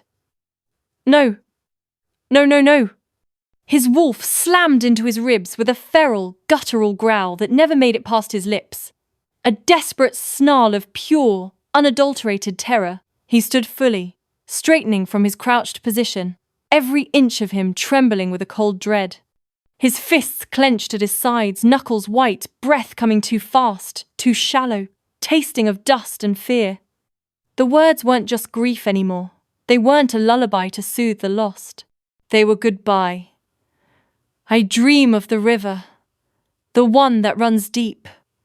Her voice was fainter now, wavering, like a dying ember. Maybe I'll follow. Maybe I'll sleep. She wasn't singing to soothe a lost child anymore. She was singing to join her. Dante took a step forward, then another. The invisible territorial line, the barrier he had so rigidly respected, burned like fire beneath his boots, a searing brand on his skin. His wolf pushed harder, snarling, snapping, demanding release, demanding action. But he held the shift back with every frayed fibre of his being. He couldn't cross. Not like this. Not yet. Not without sparking something bigger, something more devastating than them both. A war she was too fragile, too broken to survive. But gods, she was slipping. He could feel it, a chilling certainty settling in his bones. The way her shoulders hunched, small and defeated, the barely perceptible tremble in her voice, a fragile thread about to snap, the way her hand lingered too long on the cold, damp soil, her fingers tracing the outline of the grave, like she was asking the earth for permission to lie down beside it, to be taken in. His voice cracked out of him, a rough, fractured sound, hoarse and involuntary, barely a breath escaping his lips. Please! She didn't hear it. Or maybe she thought it was the wind, a lonely sigh echoing her own despair. She finished the lullaby, barely. The last note disintegrated into the night air, a wispy ghost of a sound. Her head bowed low, disappearing completely from his view. Her hand slid across the mound of earth, a delicate, seeking touch, like a mother tucking in her child one last time. Then she curled there, motionless. A dark, small huddle against the vast, indifferent landscape. Dante didn't sleep that night. He couldn't. His cabin, usually a sanctuary of sorts, felt like a cage, suffocating him. He paced the worn floorboards until they groaned, a low, constant growl rumbling in his throat. He snarled at the unyielding darkness beyond his window, a wordless challenge. He punched the rough, unforgiving stone wall of his cabin until his knuckles split open and bled, the coppery tang of his own blood filling his mouth, a counterpoint to the bitter taste of helplessness. Every instinct he had screamed to go to her, to leap across that damned line, scoop her up, and drag her into the warmth of his cabin. To wrap her in thick, soft blankets, and tell her, gods, scream at her, that she wasn't alone, that there was still something to live for. But the law was clear, etched into the very fabric of their existence. An unbreakable pact between human and wolf. One step across that territorial line in human form without consent, and it would be war. A bloody, brutal, devastating war that would obliterate everything, especially the fragile woman he swore to protect from afar. So he thought, and planned. His mind, usually sharp and decisive, raced in frantic circles, desperate for an answer. There had to be a way. Because if he waited too long, if he hesitated even one more night, he wouldn't just be mourning his own lost pack. He'd be burying her, too. At dawn, as the sky began to bleed a bruised purple on the horizon, painting the forest in stark, monochromatic shades, he stood outside. The first weak rays of light caught the wild, untamed edge of his hair, illuminating the dried blood that crusted his split knuckles. His jaw was set, grim, and resolute. A plan had begun to form in the chaotic depths of his mind. Risky, ancient, obscure, buried in forgotten lore and whispered legends. But there was one such lore that even Crescent Moon, even the rigid traditions of the human dwellers, couldn't defy. If he could only convince her, somehow, to invoke it. He didn't know yet how he would reach her. He didn't know if she would ever trust him, a creature of the wild, the very embodiment of her fear. But he knew one thing with deadly certainty, a truth that burned hotter than any territorial line. He would not let her die. Not like this. Not again. The moon hung low, a bloated, opalescent orb of silver, its pearlescent glow spilling through the jagged lacework of the forest canopy. It wasn't just light, it was an ethereal sheen, painting the skeletal branches of the ancient oaks and pines with frost and shadow, every fallen leaf, crisp and brittle beneath an unseen layer of ice, glimmered like scattered diamond dust on the dark moss. Every breath of wind carried a biting chill that seemed to seep into the very marrow, echoing the silent, throbbing ache that hadn't yet found a voice within her. She walked the familiar winding path as she always did, barefoot now, her soles numb to the biting cold, to the prickle of pine needles and the spongy give of damp earth. Even the effort of pulling on shoes had begun to feel too heavy, an unnecessary weight in a world already crushing her. Her simple cotton dress, damp and heavy, clung to her calves, a clammy, chilling embrace against her skin. The hem snagged on gnarled roots and sharp stones with a distant tug. But her mind was a fog of grief, too detached to notice. Her hands were wrapped around herself, knuckles bone white, a desperate self-imposed restraint against the unraveling she felt from within. Not for warmth, but for containment. She didn't sing. Not tonight. Her throat was a raw, guttural block, too tight for even a hum. The last lullaby, sung to an empty cradle just the night before, still echoed inside her, a phantom vibration in her chest, unfinished, unanswered, unbearable. Her grief had grown teeth, sharp and merciless, and it gnawed at her from the inside out, tearing at the fragile seams of her sanity. A cold, relentless cavity in her gut. She reached her daughter's grave, a small, nameless mound shrouded in shadow near the whisper-thin birches, and sank beside it without ceremony, without resistance. It was a quiet collapse, a whisper of fabric against the frosty ground. The chill seeped instantly into her bones, but she welcomed it. Her knees pressed into the cool, velvety cushion of damp moss, and she traced her fingers, trembling but tender, over the mound of earth. The fine, cool grains of soil felt almost like a cheek beneath her touch, a yearning tenderness for what lay beneath. "I'm so tired," she whispered, her voice a barely audible sigh, ragged at the edges. "I just want the hurting to stop." The ancient trees, their branches laden with silent snow, stood sentinel, their shadows long and unyielding, offering no comfort, no reply. They said nothing, but something did. A sound. Not the rustle of leaves or the creak of branches, but a distinct, soft padding. A subtle shift in the forest's deep hush. Alive. She froze, every nerve rigid, every muscle locked. The shift in the air was almost imperceptible. Not a breeze, but a sudden weight, a prickle on her nape, a feeling of being watched.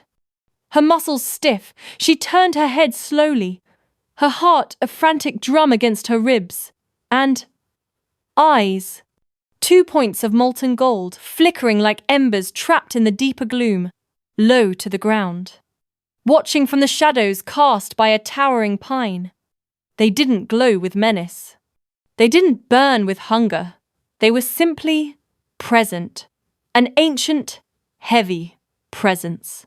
Her breath caught, a knot forming in her throat. But she didn't scream, didn't run. She was too weary, too numb for fight or flight. Instead, something inside her stilled. a fragile calm, terrifying in its unexpectedness. She knew those eyes. Not personally, not by name or pack or memory, but by grief. It was a recognition born of shared desolation, the stark, mirrored landscape of profound loss. They were the eyes of someone who'd seen what she had seen, felt what she had felt, lost something that couldn't be returned. A silent, knowing echo. The wolf didn't move. Neither did she. They stood, or sat, static figures etched against the spectral light, holding their breath across an invisible chasm. The entire forest fell silent, a deep, reverent hush, a velvet cloak muffling the world as if in deference to this shared moment. Her voice trembled, a thin, reedy thread of sound, but she spoke anyway, a plea and a question woven into one. "You're mourning too, aren't you?" The wolf's ears, tipped with velvety black, flicked forward, a soft, almost imperceptible twitch.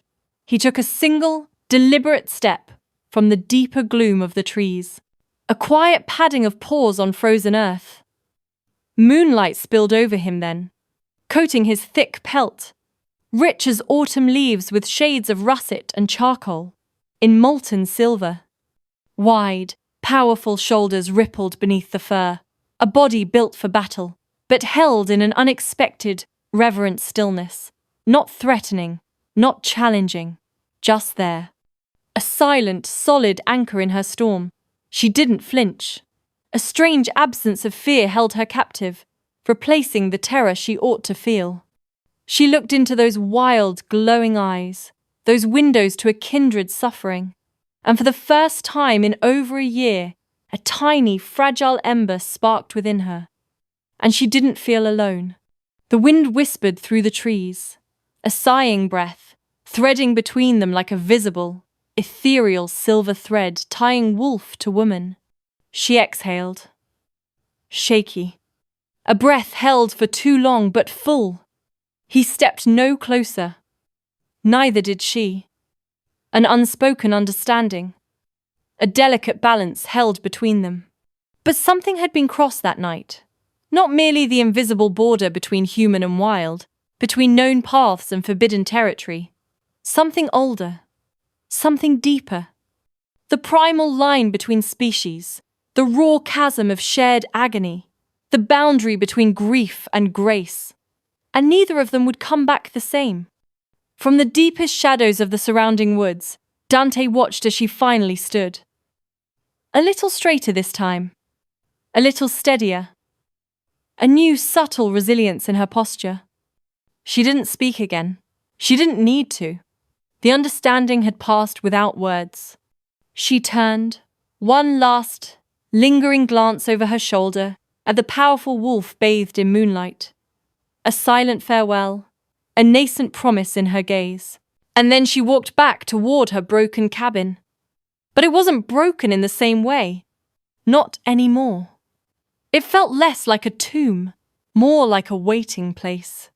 Dante didn't move for a long time, a sentinel of sorrow in the silent clearing.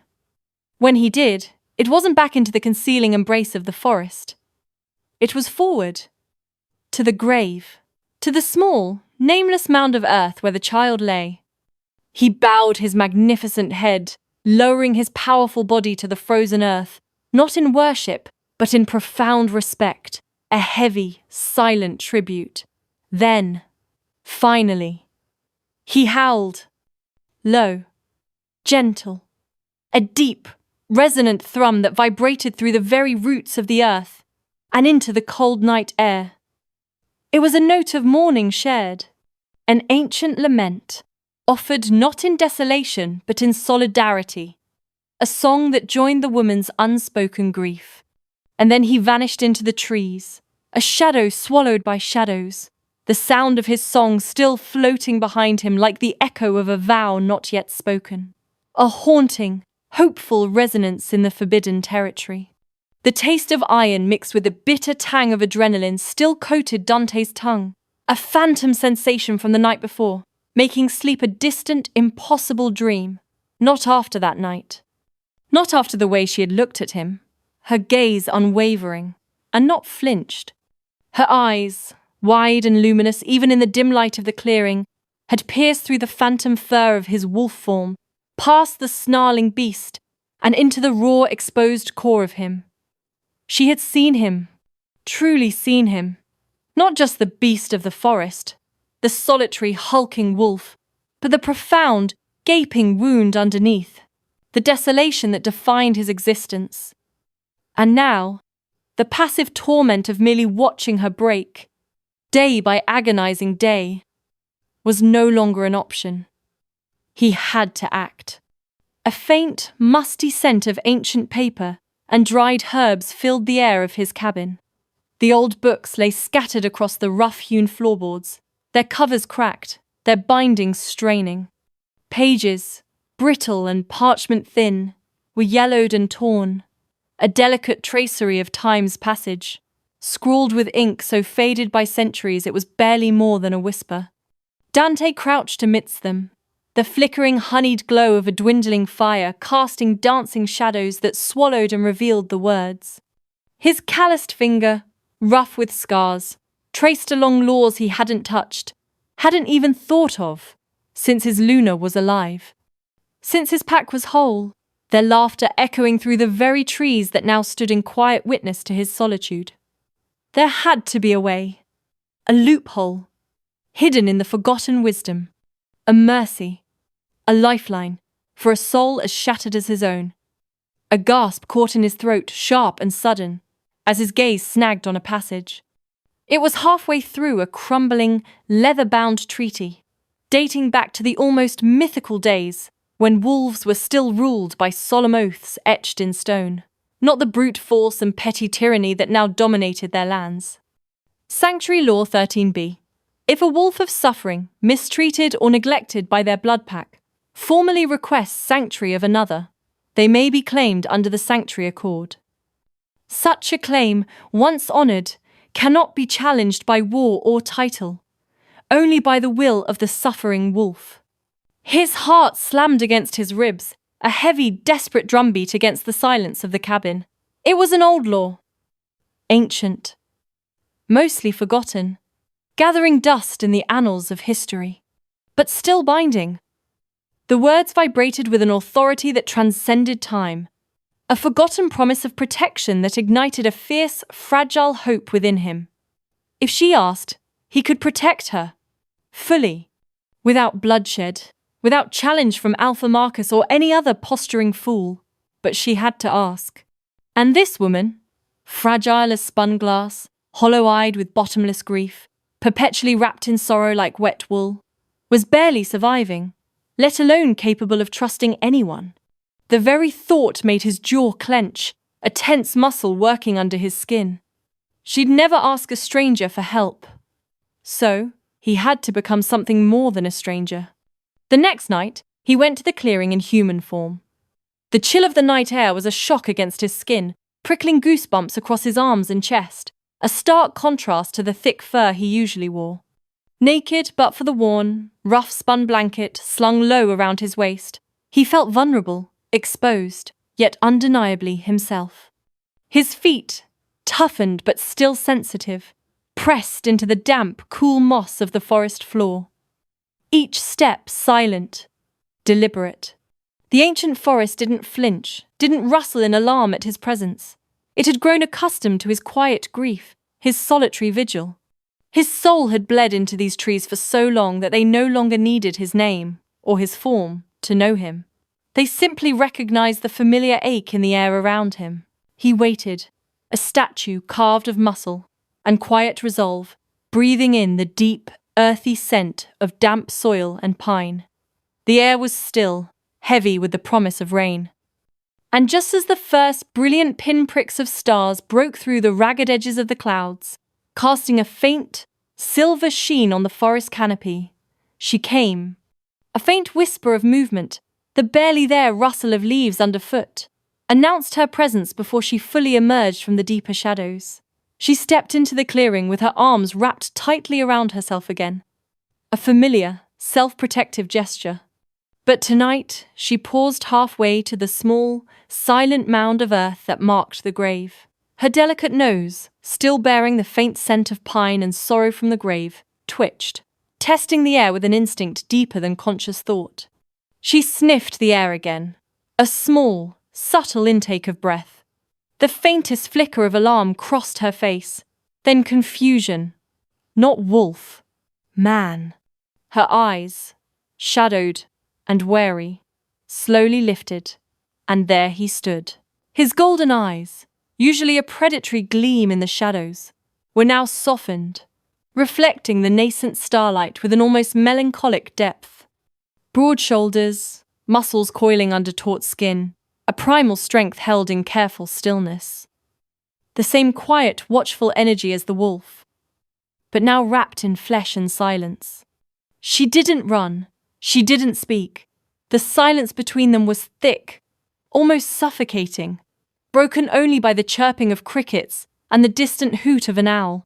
She just stared, and Dante, careful not to spook her, to give her no reason to bolt, spoke first, his voice a low, rough rumble, unaccustomed to human words after so much isolation. "I'm sorry I frightened you," he said, the words catching slightly. "That wasn't my intent." Her brows, dark crescents against her pale skin, furrowed in confusion, then recognition. A flicker of something that might have been awe, or perhaps just disbelief, crossed her face. "You're him." He nodded, a slow, deliberate movement. "I am." She looked down at the small grave, the silent witness to her pain, then back at him, her gaze searching, bewildered. "Why?" Her voice was a fragile whisper, barely audible above the hush of the forest. He hesitated, 100 different answers warring in his mind before settling on the raw, honest truth. Then, "Because I heard your song, and it reminded me." "Of what?" She pressed, her voice a little stronger, curiosity battling with fear. He breathed through the familiar gnawing ache in his chest, a constant phantom limb of his lost life, of the bottomless kind of grief, the kind that doesn't fade, the kind that doesn't ask permission to stay. Silence stretched between them like a fragile bridge neither was ready to cross, heavy with unspoken words and shared sorrow. The air grew cooler, carrying the scent of impending dew. Then, softly, her voice barely a breath. "You lost someone. I lost everyone." His voice cracked, rough as bark in winter, laced with the brittle edges of ancient pain. "My pack, my Luna, gone in a single night. No answers, no justice, just graves and ghosts." Her breath hitched, a small, sharp sound, but she didn't speak. She just watched him, a strange connection forming in the quiet space between them. Dante stepped closer, just one slow, careful step, testing the invisible boundary that separated them.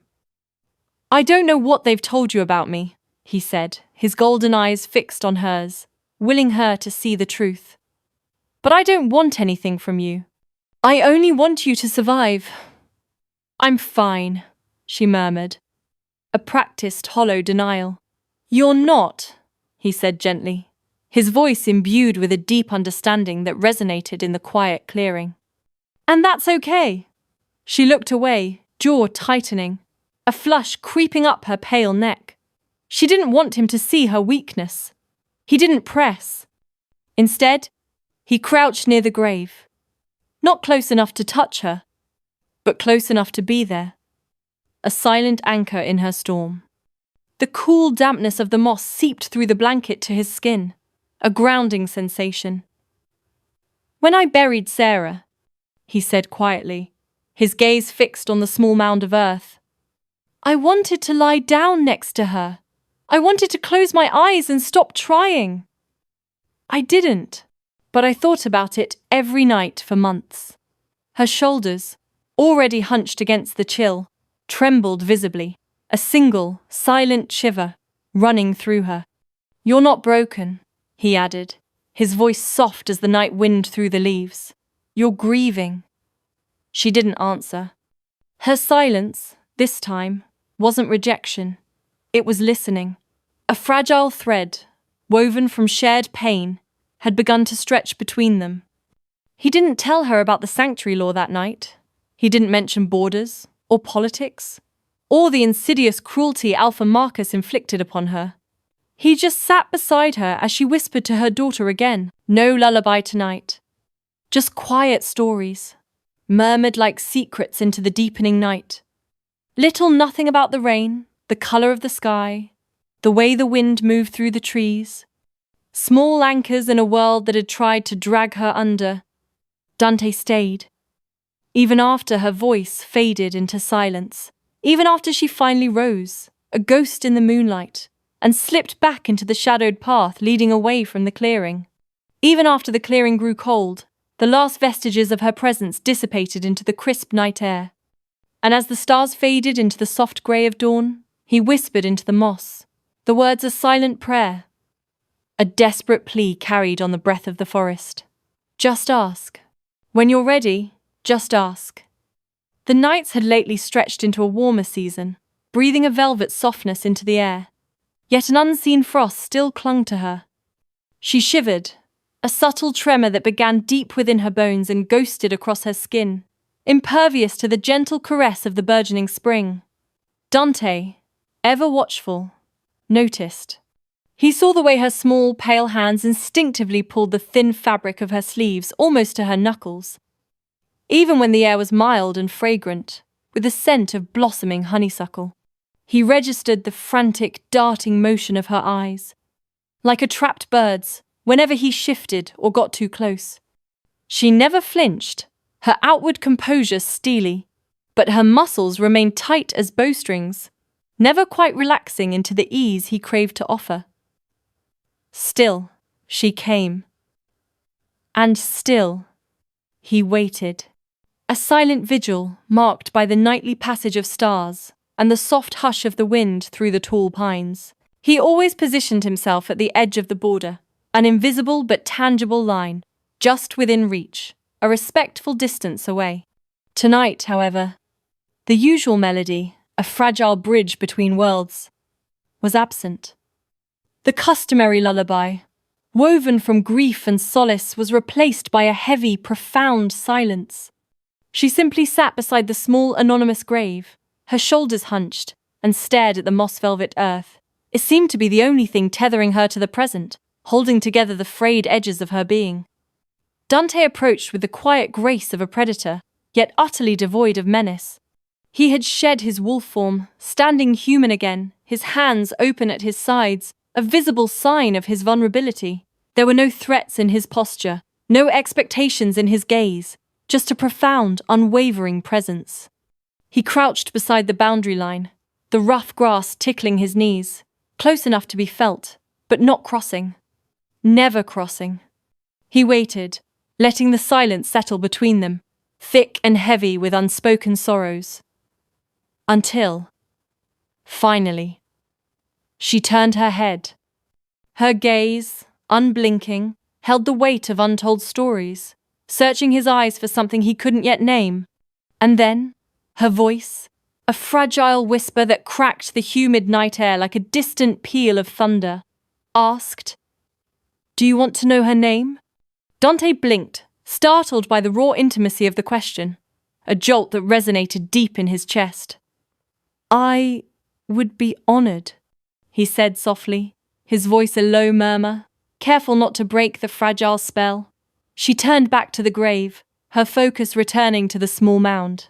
With a tenderness that wrung his heart, she ran her fingertips across the damp, cool soil, a mother smoothing a blanket over a sleeping child.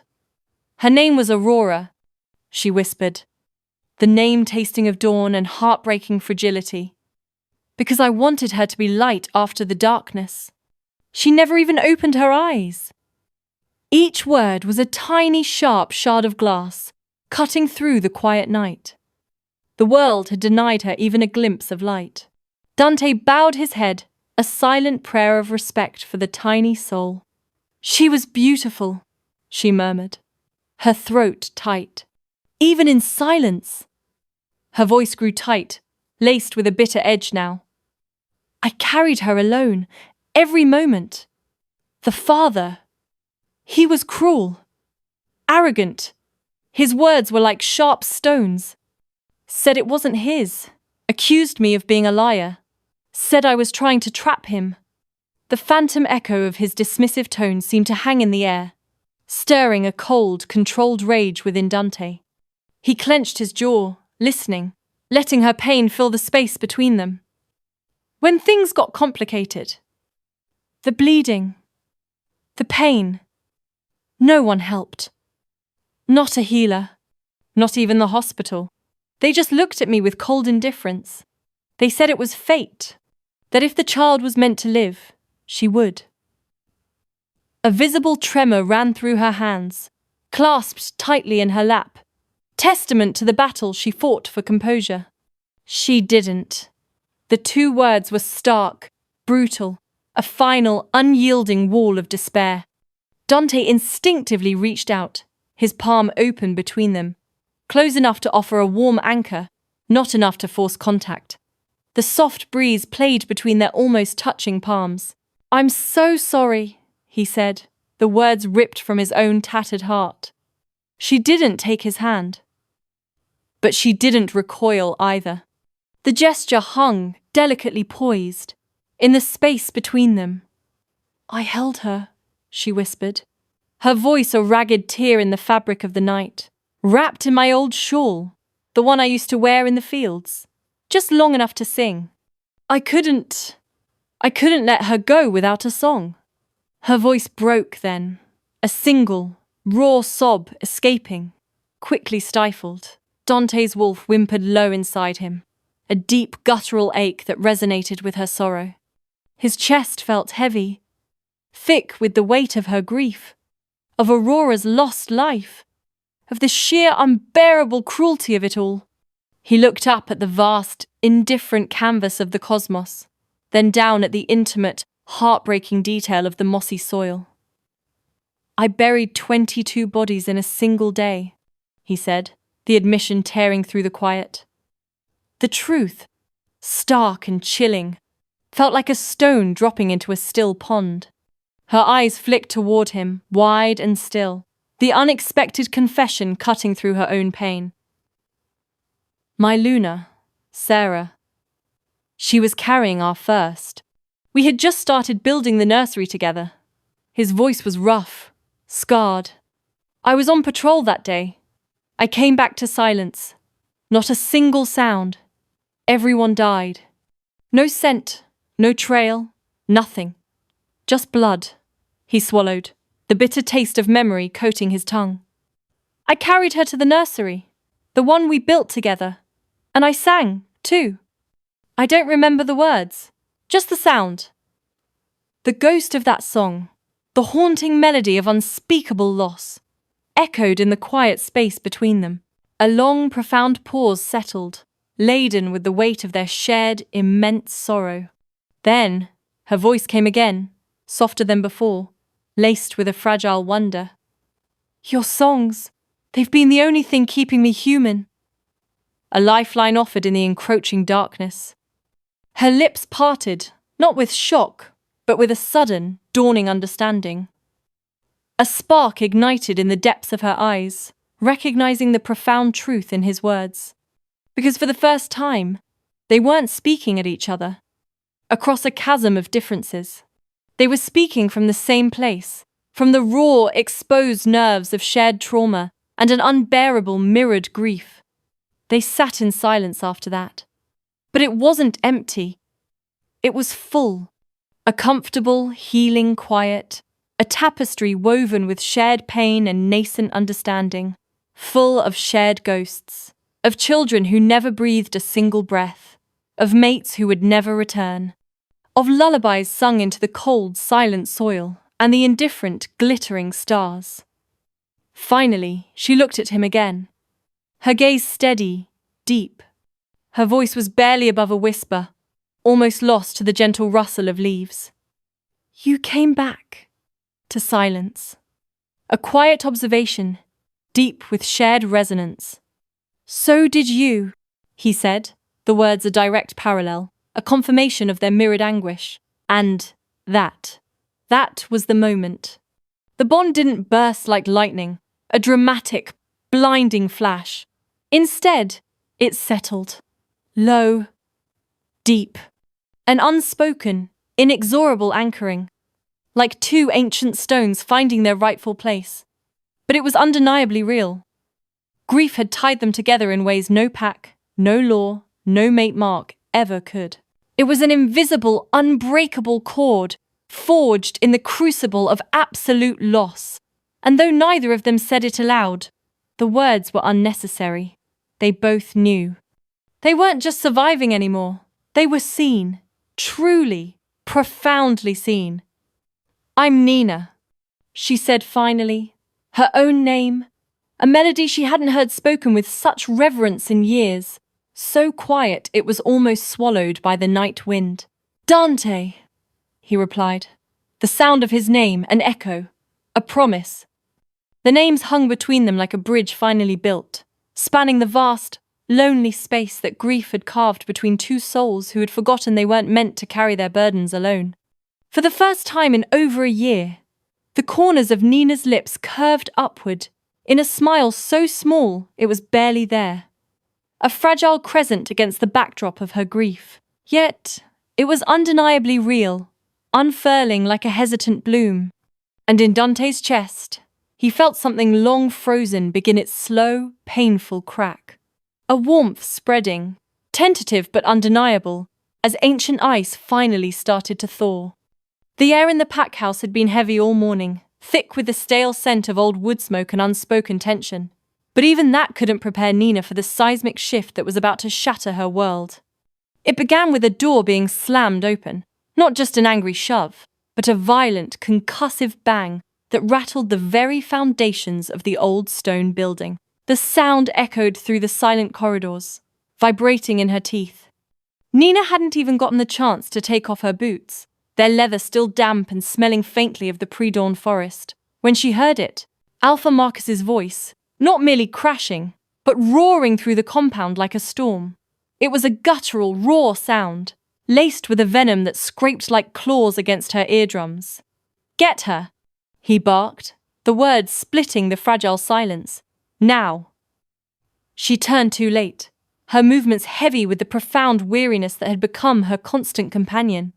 A pair of beaters, their bodies radiating a coiled tension, already blocked the threshold to the small, sparse room she called her own. One gripped her arm, his fingers digging in hard enough to bruise, the rough texture of his callous skin pressing sharply against her. The acidic scent of primal aggression and stale sweat rolled off them in palpable waves, prickling her nose and throat, making her own wolf cower deep inside her chest, a shivering knot of fear and resignation. She didn't struggle. Her limbs felt like lead, her spirit too battered and bruised. She was too tired for that. Marcus waited in the center of the meeting hall, a room usually filled with the murmurs of pack business, but now eerily silent, save for the muffled, distant sounds of the compound. His arms were crossed over his broad chest, muscles taut beneath his tunic, his jaw tight with something crueler and more chilling than anger. It was intent. The morning light, struggling to pierce the grimy film on the tall, narrow windows, cast harsh, distorting shadows across his face, making him look less like their leader and more like a predator surveying its trapped prey. The air in the room was stale, thick with the metallic tang of Marcus's barely contained rage. "You've been seen," he said without greeting, his voice a low, dangerous hiss that seemed to slice the heavy air. "Sneaking off at night, hiding in the woods, talking to someone across the border." Her blood ran cold, a sudden, shocking chill that spread through her veins, leaving a hollow ache in her stomach. A shiver, involuntary and sharp, racked her body. He knew. She said nothing, her throat suddenly dry, the words catching like splinters. "You think I don't know who it is?" Marcus sneered, a grotesque twist of his lips revealing too many teeth. He began to pace, his heavy boots thudding rhythmically on the worn floorboards. A caged animal restless with its own power. The lone wolf, the feral one. "You really are pathetic." She stayed silent, letting him spit his poison, the caustic words stinging, but ultimately finding no purchase on her numbed spirit. "I've had an offer," he continued, the words now dripping with a false, sickening civility that was far more terrifying than his rage. "From Hollow Rock. They're looking for breeders. You're not ideal, obviously. Damaged goods, no live offspring, barren reputation." He smiled then, and it was all teeth. A predatory bearing that sent a fresh wave of ice through her. "But beggars can't be choosers." Her knees weakened instantly, the strength draining from them as if pulled by an invisible current. Her stomach dropped, a dizzying spiral of nausea threatening to overwhelm her. "No! No, no, no!" The thought hammered against her skull. "I won't go," she whispered, her voice a fragile, raw protest, barely audible.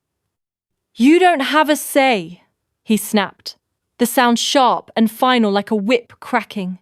"You're Crescent Moon property. Or you were. I haven't decided yet whether you're worth the trouble anymore." The words hit her like a deluge of ice water, a bone-deep cold that left her shivering uncontrollably. Nina's world narrowed into a sharp, blood-rushed silence. The sounds of Marcus's heavy breathing, the distant chirping of birds, even the thumping of her own heart, all faded, replaced by a deafening roar in her ears. She didn't remember leaving the hall. Didn't remember running. Her body moved on instinct, propelled by a primal terror. Only the blur of the ancient trees, their rough bark scraping against her shoulders as she pushed through, the damp earth beneath her pounding feet, and the familiar, invisible border that marked the edge of Marcus's territory. And beyond that, the dark, solid shape of a man, waiting, just beyond the line. Dante sensed her before she appeared. Her scent, usually a subtle mix of forest and wild herbs, was now wild with fear, laced with the sharp, metallic tang of desperation, and something else, something primal that made his own wolf surge to immediate protective attention. A prickle ran down his spine, his heightened senses suddenly overwhelmed. He barely had time to stand, stretching his long limbs, before she burst through the last tangle of undergrowth. Her breath came in ragged, tearing gasps that ripped through the quiet forest air, and her eyes were wide, shimmering with panic. Her hair, usually neatly braided, was a wild tangle around a face streaked with dirt and tears. She crossed the invisible line, the very air seeming to shift with her passage, and fell to her knees at the edge of his territory, the cold, damp earth biting into her skin. "Please," she gasped, her voice cracking, ripped raw by fear and exertion. "Please, help me. He's going to trade me, to Hollow Rock Pack, like livestock." The dehumanizing words hung heavy in the air, a testament to her degradation. The words hit Dante like a physical blow to the chest, a sudden, acute pain. He rushed forward, dropping beside her, his hands hovering inches from her shaking body, wanting to comfort but unwilling to overstep. The acrid scent of her terror now filled his nostrils, making his wolf snarl and pace frantically beneath his skin, a restless energy building. She looked up at him, her eyes, usually guarded, now wide, shimmering with tears, reflecting panic and desperate hope. "I don't know where else to go," she whispered, her voice barely a breath. "I can't. I won't let them take me from Aurora. I can't leave her." The raw, primal protectiveness in her voice echoed the terror in her eyes. Dante's jaw clenched, the muscles working furiously as fury burned through him at Marcus's calculated cruelty. He could almost taste the injustice on his tongue, but beneath it, something else stirred, a fragile, unexpected hope. "There's a way," he said quietly, his voice a low rumble. "An old law. Sanctuary." Dante exhaled, the sound a long, weary sigh that carried months, perhaps years, of pent-up frustration and helplessness. Then, his voice, usually so steady, broke, a rough crack betraying the hidden pain. "I have no pack to offer it, though. Nina's face fell, not with surprise, but with a quiet, knowing, understanding. He looked away, the familiar shame dragging across his face, a tight knot in his shoulders. I'm not an alpha anymore, not officially, not to anyone but ghosts. The word ghosts hung in the air, hollow and cold, echoing his own profound loss. She nodded slowly. She already knew this particular pain, had heard it in his voice when he'd spoken of Sarah and the nursery, of his own shattered past. Then he looked back at her, his gaze firm, resolute. But I can still protect you. She blinked, slow and dazed. How? There's an old clause, he explained, the gravity of the words settling around them, silencing even the gentle rustle of leaves. If a sanctuary claim is granted in unclaimed territory, it can still be honored. If we both step outside of Packland, together, we can invoke it. It would make us rogues, outlaws, packless. He paused, letting the immense weight of it settle between them. But it would make you safe. Nina's breath came faster, a rapid flutter in her chest. Her hands shook where they pressed against the cold earth. You'd do that for me? She whispered, disbelief and a fragile, burgeoning hope warring in her voice.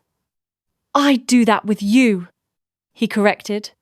The subtle shift in words, a powerful, unspoken pledge of shared burden. She stared at him, into him. Not the wolf, the feral survivor of the wilderness she had come to know, but the man, the alpha who had no pack, no territory, nothing left he truly called his own, but was still willing to offer her everything he had left. His freedom, his future, his very name. It wasn't much, by the world's standards, but it was enough. It was more than anyone else ever had. Okay, she whispered, the word a soft, firm seal on their shared fate. Take me there. They stood, together. Two broken wolves, wounded survivors, at the edge of the only choice they were truly given. She didn't look back at the cursed territory she had just fled, the lingering echoes of Marcus's cruelty fading behind her. And neither did he, his gaze fixed forward, on the uncharted path ahead. Because sometimes a sanctuary isn't a place, a fortress of stone and steel. It's a person who chooses to stand beside you in the dark, a beacon of defiant hope. Even if the world calls you rogue, the ancient trees, their gnarled branches reaching like skeletal fingers, seem to lean closer. Their whispering leaves no longer a soothing murmur, but a hushed, knowing sound. This time, their silent vigil felt different. They recognized the seismic shift about to occur. The air itself felt heavy, not with the promise of rain, but with a palpable, almost metallic tang of impending change. It pressed in, muffling the usual forest sounds, creating a pocket of profound quiet. Beneath the worn leather of Nina's boots, the very earth thrummed, a deep, ancient vibration rising from roots that had witnessed centuries of crossings and blood pacts. Something sacred and powerful stirred, a silent groan in the earth's belly, as she stood poised at the border, a fine tremor running through her bones, visible even through her threadbare cloak. Behind her, the territory of Crescent Moon, a landscape etched with too many shadows and bitter memories, felt like a festering wound, a place of sharp angles and choked breaths.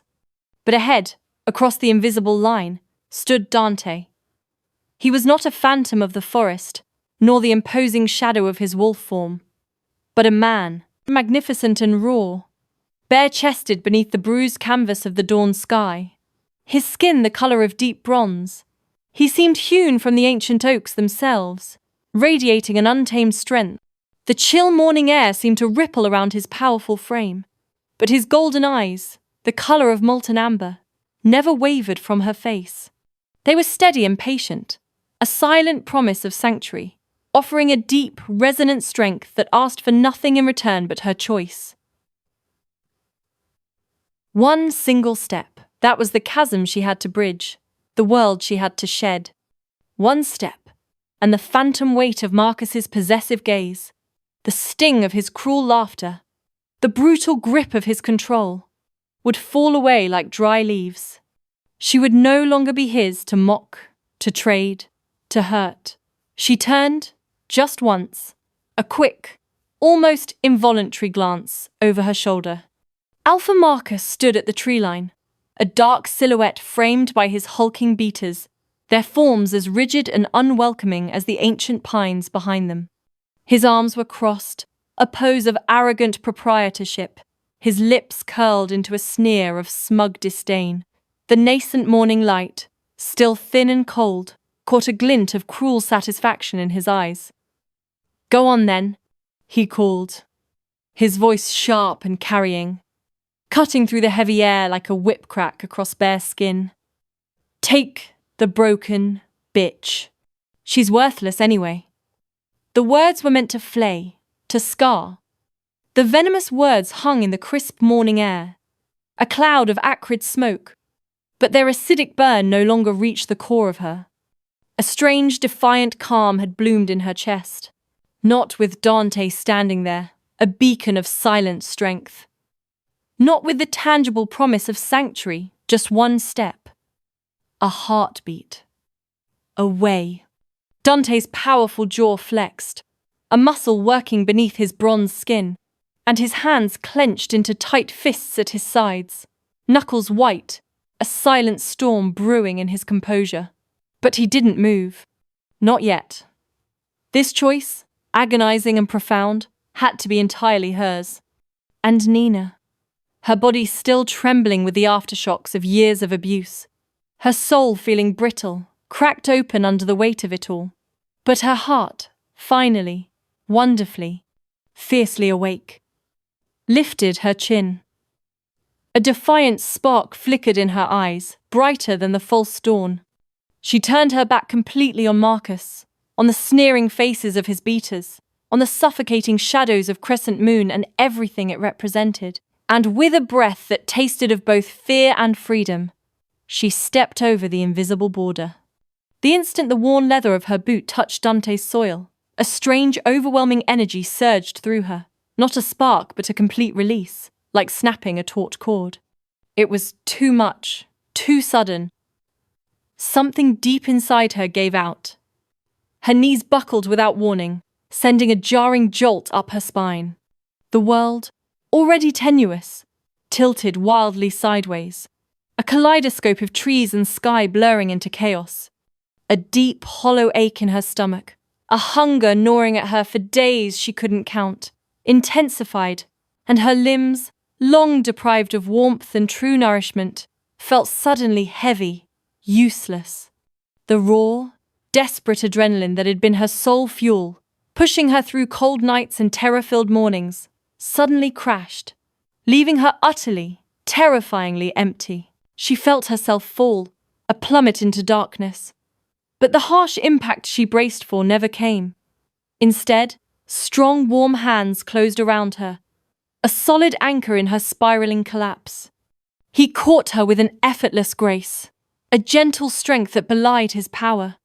Dante swept her up into his arms as if she were made of nothing more than starlight and fragile glass, cradling her close. The immediate, enveloping warmth of his skin, the scent of pine and rich earth that clung to him, chased away the pervasive chill that had settled in her bones. Her head dropped against the solid planes of his chest. The rhythmic thump of his heart, a steady beat against her ear. Her breath came in ragged, uneven gasps, but for the first time in what felt like an eternity, it was the sound of a woman finally safe. The very moment her weight settled fully into his territory, Dante felt it too. A profound, almost seismic shift deep within his own bones. It wasn't the sudden electric jolt of a spark, but a deep, resonant settling. Like the universe itself had finally exhaled. A long-held breath released after a year of agonizing tension, and found its equilibrium once more. He looked back, just once, over Nina's head, his gaze piercing the distance. Marcus stood frozen, a figure of impotent fury, his face contorted into a mask of crimson rage, his teeth bared like a trapped animal. But he couldn't cross the invisible line. couldn't breach the ancient demarcation. The primal magic of the old laws held even him in check, a shimmering, unseen barrier. And then Dante turned resolutely, carrying Nina easily. He walked away without a single word, without a spoken threat. There was no need. He had already won the only battle that truly mattered. She had chosen him. That was triumph enough. His cabin, nestled deeper in the quiet woods, was a haven of warmth. Not grand or sprawling, nor polished with newness, but humble and solid, smelling faintly of pine resin and wood smoke. Every plank, every hearthstone, felt imbued with the patient, careful hands that had made it ready, anticipating her arrival with a quiet, hopeful heart. He carried her inside, past the crackling hearth, and laid her gently on the simple, sturdy bed, the mattress already softened with layers of woven wool.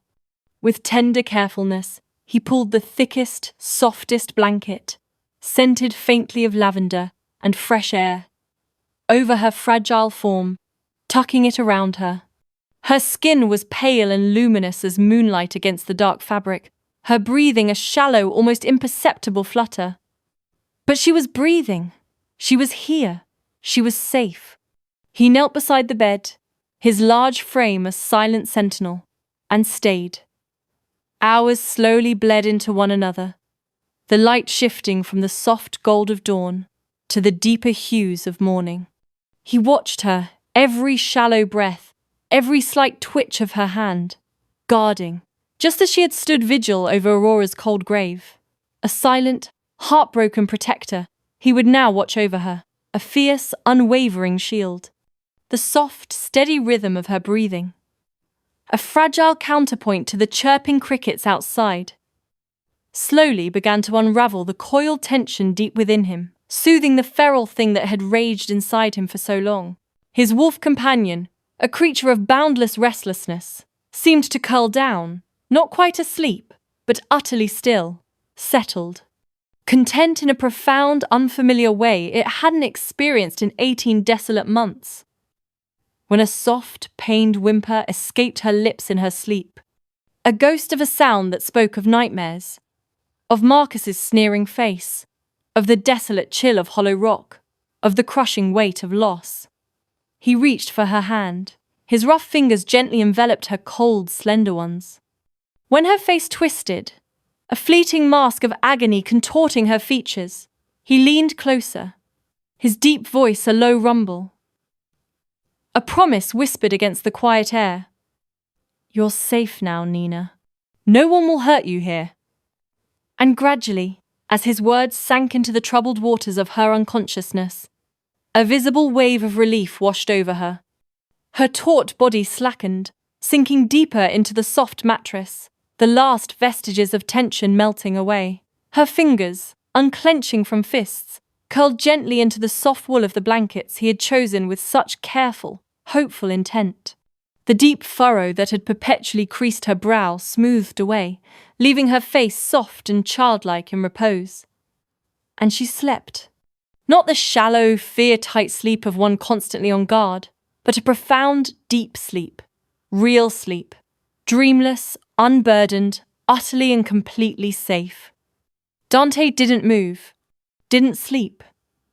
He remained, a silent, unwavering protector, watching the slow, steady rise and fall of her chest under the blanket. It was the most precious sight he had witnessed in longer than he could remember. A fragile rhythm that seemed to be the only thing anchoring him to the solid earth. Because for the first time in 18 agonizing months, he wasn't mourning a cold, empty grave. He was keeping something vital, something infinitely precious, alive. He was guarding something worth living for, something worth fighting for. And the quiet thrum of that realization settled deep in his soul, a new, powerful beat. The first few days were soft. Not easy, certainly not clean, but imbued with a gentle, almost ethereal quality that settled over Nina like a tender balm. It was the softness of a forgotten melody, the quiet surrender to a reality devoid of sharp edges. Nina woke in a bed that didn't just lack the stench of rot or the chill of dampness, It embraced her with the faint, comforting scent of dried herbs and sun-baked linen. The sheets, though old and well-worn, were a revelation. Crisp against her skin, offering a warmth that seeped into her bones. A fire, a living presence, crackled softly in the hearth, its amber glow painting the rough-hewn walls in dancing shadows, chasing away the pervasive chill of her past. Outside, beyond the sturdy log walls, the world sang.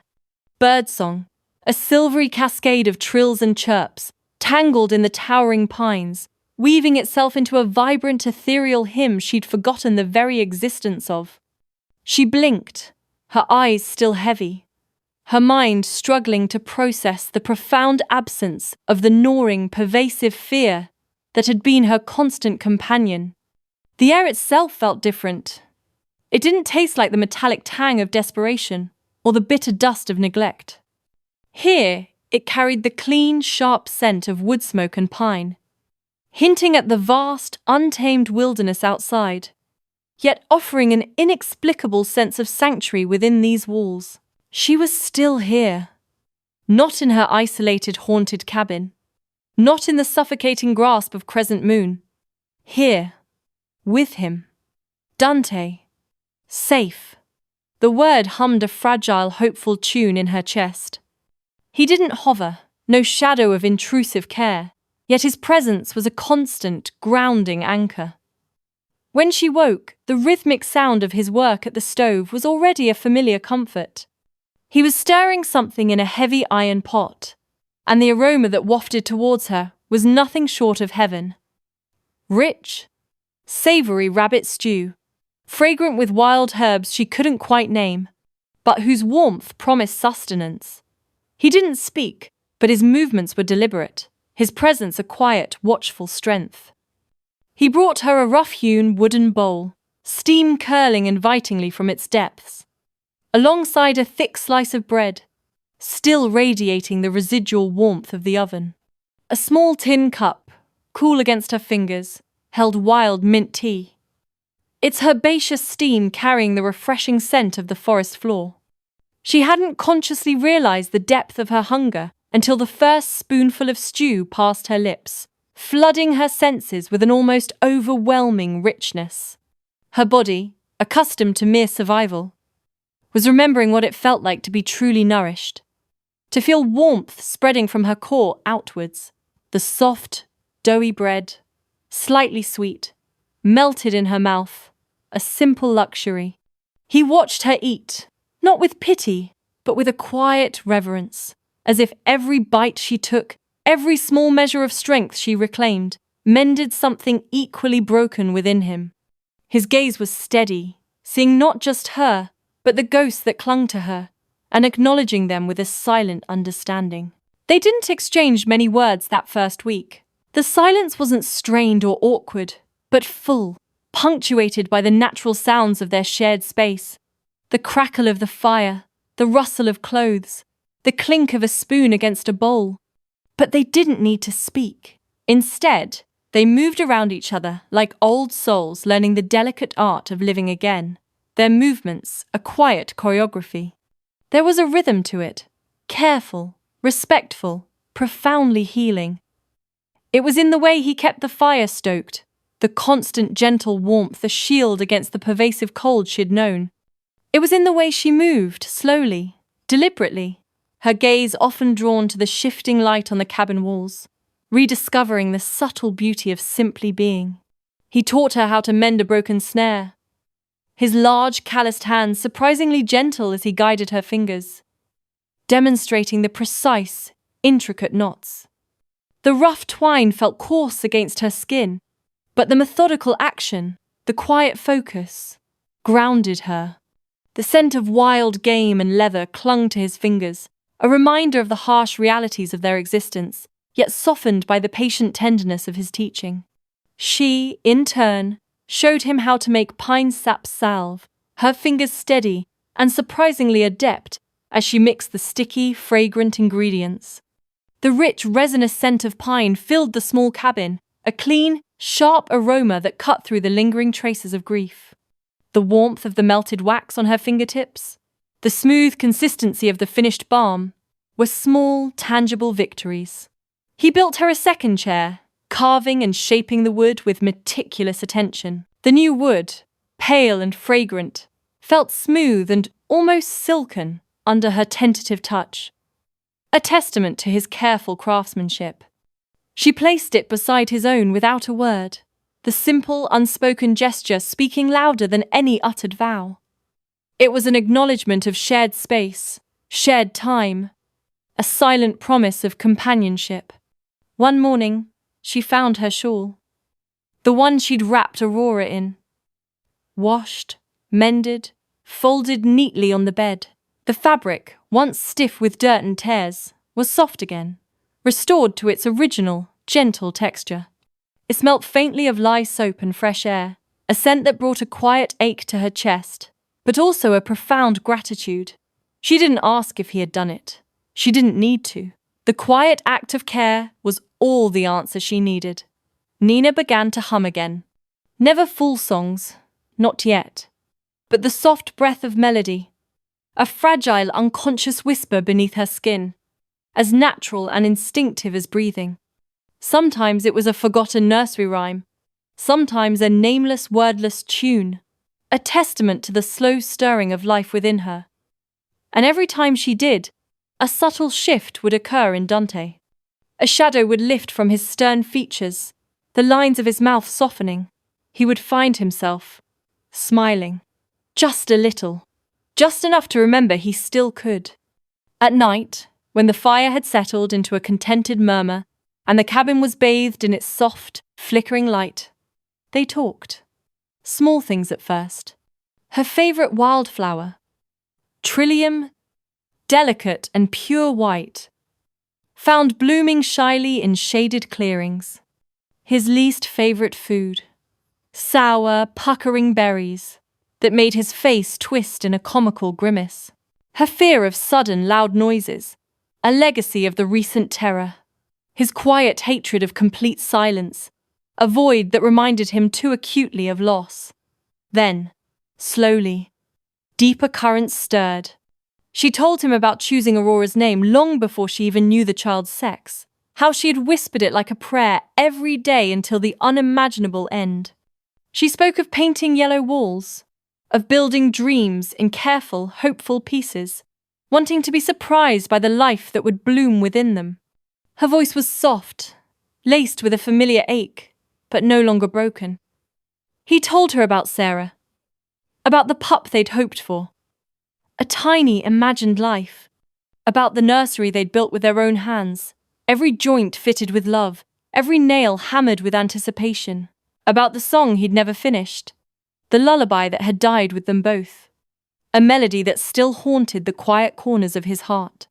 They talked until the fire died down to glowing embers, and then some, sharing the stillness and the warmth, the hushed cadence of their voices weaving into the night. Sometimes they fell asleep in their chairs, heads tipped back, breathing in a slow, synchronized rhythm, two people learning to share the same air, to exist in comfortable proximity. And when she cried, which she did, softly, the grief still a raw, insistent presence. He didn't speak. He simply reached for her hand, his fingers strong and warm, a silent anchor in her storm. He held it until the trembling subsided, until the tears dried on her cheeks, until the quiet ache softened once more. One evening, as twilight painted the sky in hues of purple and rose, they walked to Aurora's grave together. Nina paused as they approached, her breath catching in her throat, a gasp held captive in her chest. It was different. The small mound of earth had been meticulously tended, every intrusive weed pulled, every stray twig removed. A border of smooth, pale river stones, carefully arranged, now framed the sacred earth. Wildflowers, fresh and vibrant, had been planted beside the small, hand-carved headstone, tiny bursts of blues and yellows, alive and blooming in soft, hopeful colors. They released a faint, sweet perfume into the cooling air. She turned to him, stunned, her eyes bright with the unshed tears that now felt less like sorrow and more like a profound welling of emotion. "You've been caring for it," she whispered, her voice barely a breath. Dante nodded, his own voice rough with emotion, laced with an unspoken tenderness. It felt right. She deserves to be remembered beautifully. Nina didn't cry. Not then. A wave of indescribable emotion washed over her. A blend of gratitude, sorrow, and something profoundly moving. She stepped forward and knelt, laying her hand gently atop the cool earth that no longer looked abandoned or desolate. It looked loved, tended, honored. Then she looked back at him, truly looked. Her gaze, clear and unwavering, met his, and something passed between them.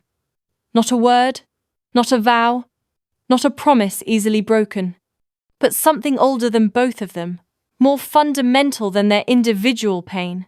The recognition that maybe, just maybe, broken things could still be beautiful. That love didn't end with death. It simply learned new ways to bloom, new shapes to take, new hands to tend its fragile blossoms. That night, after dinner, the air in the cabin shifted, thickening with an unspoken understanding. They sat close by the fire, its warmth radiating against their skin. Too close for just friendship, the unspoken intimacy humming between them, yet not close enough to be anything else yet. She touched his hand, on purpose this time. Her fingers, tentative at first, then more assured, traced the deep, jagged scars on his knuckles, the silent testament to where he'd fought his grief against unforgiving stone walls. The rough texture of his skin, the warmth radiating from him, was a grounding presence. He looked at her, his gaze intense, unwavering, and didn't look away. There was no lust in his eyes, no desperation, just need, a deep, aching need to be held, need to be seen, truly seen, beyond the tattered remnants of their past. The need to feel like a person again, not just a collection of wounds and empty spaces. And when they came together, slow, reverent, trembling with the weight of all they had endured and all they were slowly rediscovering, it wasn't about forgetting.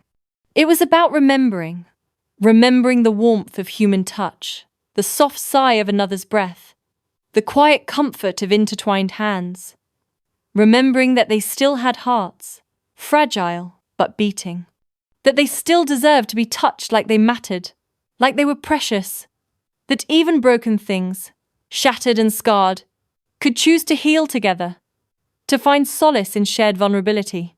They didn't speak after, not right away.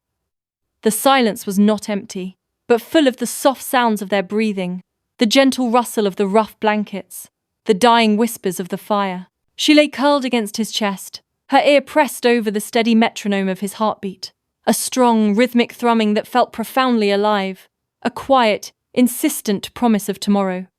His hand, large and gentle, lay cradled in her hair, his fingers occasionally stroking softly, a gesture of profound tenderness. And for the first time in longer than she could remember, Nina fell asleep, not from exhaustion, not from the heavy weight of grief, but from a profound, encompassing peace. 2 weeks later, the crisp morning air still held the scent of wood smoke and damp earth, a familiar balm to Nina's frayed nerves. Sunlight, buttery and warm, dappled through the canopy of ancient pines, painting shifting patterns on the forest floor. She was humming a soft, tuneless melody as she worked, a rare moment of peace in their secluded clearing. That peace shattered when the distinct, rhythmic crunch of heavy boots on fallen leaves reached them. Long before any voices. Nina was stretching a damp linen shirt onto the line Dante had strung between two sturdy pines, the cool, wet fabric clinging to her fingers. The rhythmic crunch, initially a distant, almost organic rustle, grew sharper, revealing itself as the purposeful, synchronized tread of multiple wolves moving with military precision. Then it hit her. An acrid wave carried on the morning breeze, the potent, unmistakable scent of aggression, territorial dominance, and a sickeningly familiar musk that made her blood run cold, seizing every nerve ending. Marcus. She froze. The damp shirt clutched so tightly it wrinkled, her heart hammering a frantic, deafening drumbeat against her ribs, echoing in her ears. From the rustic cabin, Dante emerged like a shadow given sudden, concrete form, moving with a silent, lethal grace. Every muscle in his broad frame was instantly coiled, taut as a drawn bowstring. His head tilted, nostrils flaring slightly, sifting through the layers of the wind-borne scent. Nina watched, mesmerized and terrified, as the peaceful contentment that had settled around his features these past weeks evaporated, replaced by the stark, honed lines of predatory alertness. His eyes, usually warm and deep, hardened into chips of obsidian. "Stay behind me," he commanded, his voice a low, rumbling growl that vibrated with an alpha's raw, undeniable authority she had never heard directed at her, yet instantly recognized. But Nina was already moving, drawn by an instinct as ancient as the trees around them. Her hand, trembling slightly, rose to instinctively cup her still flat belly, a silent vow to the nascent life just beginning to unfurl within her. The undergrowth at the edge of the clearing rustled violently, then parted. The first wolf stepped into the sunlight. Beta Garrett, one of Marcus's hulking enforcers, his scarred face a permanent roadmap of past battles, now twisted into a contemptuous sneer. Behind him, 3 more followed, their powerful forms radiating menace. And then, Marcus himself. He looked exactly as she remembered, a chilling tableau.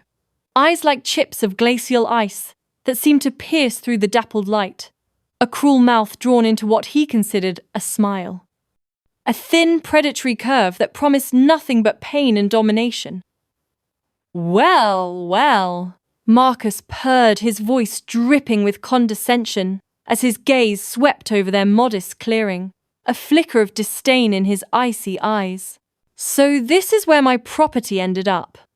The word property hung in the crisp morning air, sharp and stinging, hitting Nina like a physical slap across the face.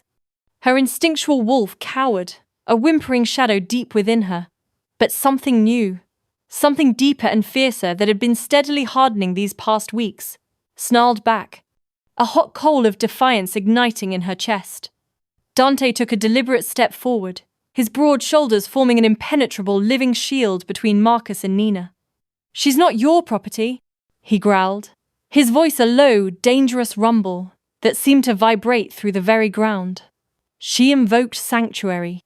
Ancient law protects her now." Marcus laughed. A harsh, grating sound, like breaking glass shattering the morning quiet. Ancient law? From a packless rogue? His eyes, already cold, glittered with malicious amusement, reflecting the weak sunlight like shards of ice. "You have no authority here, boy. Nina belongs to Crescent Moon. She always has, and now she's coming back." Marcus's predatory gaze slid past Dante, fixing on Nina, who stood partially obscured behind his formidable frame. The raw hunger in his stare made her skin prickle and crawl.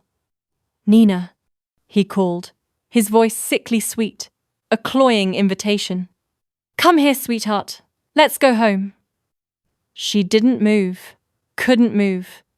The mere thought of returning to that place, to that suffocating life, made a fresh wave of nausea ripple through her, the taste of bile sour on her tongue.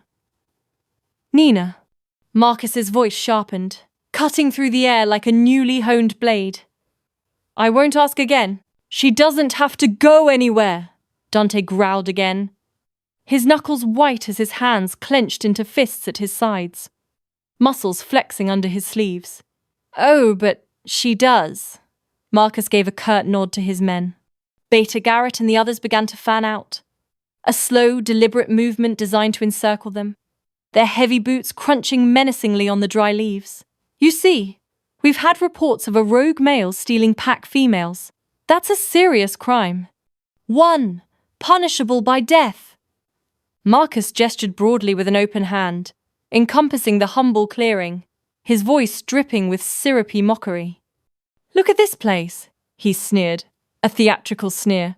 A lone wolf, living in the middle of nowhere, like a common scavenger. Tell me, Alpha, where exactly is your pack? Dante's jaw tightened, a muscle jumping beneath his skin. But he remained silent, his gaze fixed on Marcus. Marcus, clearly relishing the silence, pressed on. Or perhaps, he suggested, leaning in as if sharing a secret, you should show her the graveyard. I'm sure Nina would just love to see exactly what kind of protector you really are. Stop, Nina whispered, her voice a thin thread instantly swallowed by the vast silence of the forest. A silence suddenly heavy with unspoken pain. But Marcus was only just getting started, his words falling like stones. Did you tell her about the massacre? About how you failed every single wolf under your protection? About how you came home to find them all butchered like animals, their blood soaking the earth? That's enough, Dante snarled, a guttural sound of raw pain and fury, his control visibly fraying, a hairline crack appearing in his stoic facade. But Nina was no longer looking at either of them. Her gaze had instinctively darted past Dante, drawn to a subtle disturbance in the tree line. Faintly, through the dense undergrowth, she could now discern them. Small, weathered wooden markers, dozens of them, scattered unevenly like forgotten teeth or fallen leaves beneath the ancient trees. A desolate, silent testimony. Her breath caught in her throat, a sharp, painful gasp. All of them. Every single soul he'd ever loved. Buried here. 22 graves. Marcus enumerated with vicious, almost gleeful satisfaction, savouring each syllable, including his precious Luna, and their unborn pup. Really, Nina? Is this the kind of male you want protecting you? One who couldn't even protect his own? The cruel words hung in the crisp air like a suspended blade, sharp and cold, slicing through the fragile morning stillness with devastating precision. Then something shifted in Nina. A fierce, unyielding spark ignited in her eyes. She stepped out fully from behind Dante, her chin raised defiantly, a stark contrast to the tremor that still ran through her hands. Yes, she said, her voice clear and surprisingly steady, carrying across the clearing like a bell. It island. Marcus's cruel smile instantly faltered, the corners of his mouth twitching downward. He's the only one who's ever truly protected me, she continued, her voice gaining power, each word a hammer blow against his arrogance. The only one who's ever cared whether I lived or died. You want to talk about failure? You failed me every single day, for over a year. You stood by and let them mock me, starve me, break me down until I wanted nothing more than to die. She moved deliberately, gracefully, to stand shoulder to shoulder with Dante, her hand reaching out to find his fingers intertwining. A jolt, warm and powerful, surged through her, his unwavering strength flowing into her through that simple, profound touch. But he saved me. He gave me back myself. And I chose him. I chose this. Her gaze swept over their small, hard-won haven. The cabin, the forest, the quiet peace that Dante had built around her. Marcus's face darkened, swiftly transforming from sneering cruelty to a mask of genuine incandescent rage, like a storm cloud swiftly eclipsing a sunny sky. You don't get to choose, he spat, the words laced with pure venom. You're coming back with us. Now. No, Nina replied, her voice unwavering, as firm and unyielding as the ancient stones beneath her feet. I'm not. Then, Nina took a deep breath, her gaze locking with Marcus's, and she spoke, her voice ringing out across the clearing with unexpected, undeniable power that silenced even the rustling leaves. Dante is my alpha now, by ancient law, by sanctuary right, and by my own free will. I bind myself to him, and to no other. The words landed like a peal of thunder, shaking the very ground beneath them. Dante's head snapped toward her, his eyes wide with a mixture of shock and something infinitely deeper. A surge of overwhelming gratitude, a glimmer of fragile, burgeoning hope, and a fierce, primal protectiveness that made his wolf surge forward, roaring to life within him. The nascent bond between them, which had been growing quietly, subtly, for weeks, suddenly didn't just strengthen. It blazed to life. A searing, radiant heat. Nina gasped, a soft, involuntary sound, as she felt it snap into place within her, a perfect, intricate puzzle piece finding its destined home. It was warm and right, and undeniably, irrevocably unbreakable. Marcus saw it too. The undeniable connection searing between them, the way their eyes met and held, the subtle, almost palpable shimmer in the very air around them, charged with new, powerful energy. Impossible. He breathed, the word a raw, disbelieving rasp. She's damaged goods. Baron. She can, Dante interrupted, his voice quiet but now thrumming with an undeniable resonant power, the deep, unwavering authority of an alpha, protecting his newly claimed Luna. And she has.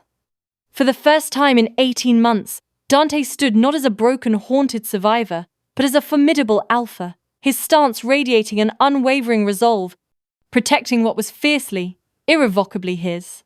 And Marcus, for all his bluster and ingrained arrogance, took a single, instinctive step back, a flicker of genuine apprehension crossing his cold eyes. The air crackled with a silent, profound victory. The conflict didn't just escalate, it erupted, a raw, primal scream torn from the fabric of the forest, when Marcus, his face a mask of malevolent triumph, threatened to defile Aurora's resting place. The words themselves felt like a physical blow, a calculated stab designed to sever the last threads of Nina's composure. "If you won't come back willingly," Marcus snarled, his voice a gravelly whisper that barely masked the escalating rage twisting his features.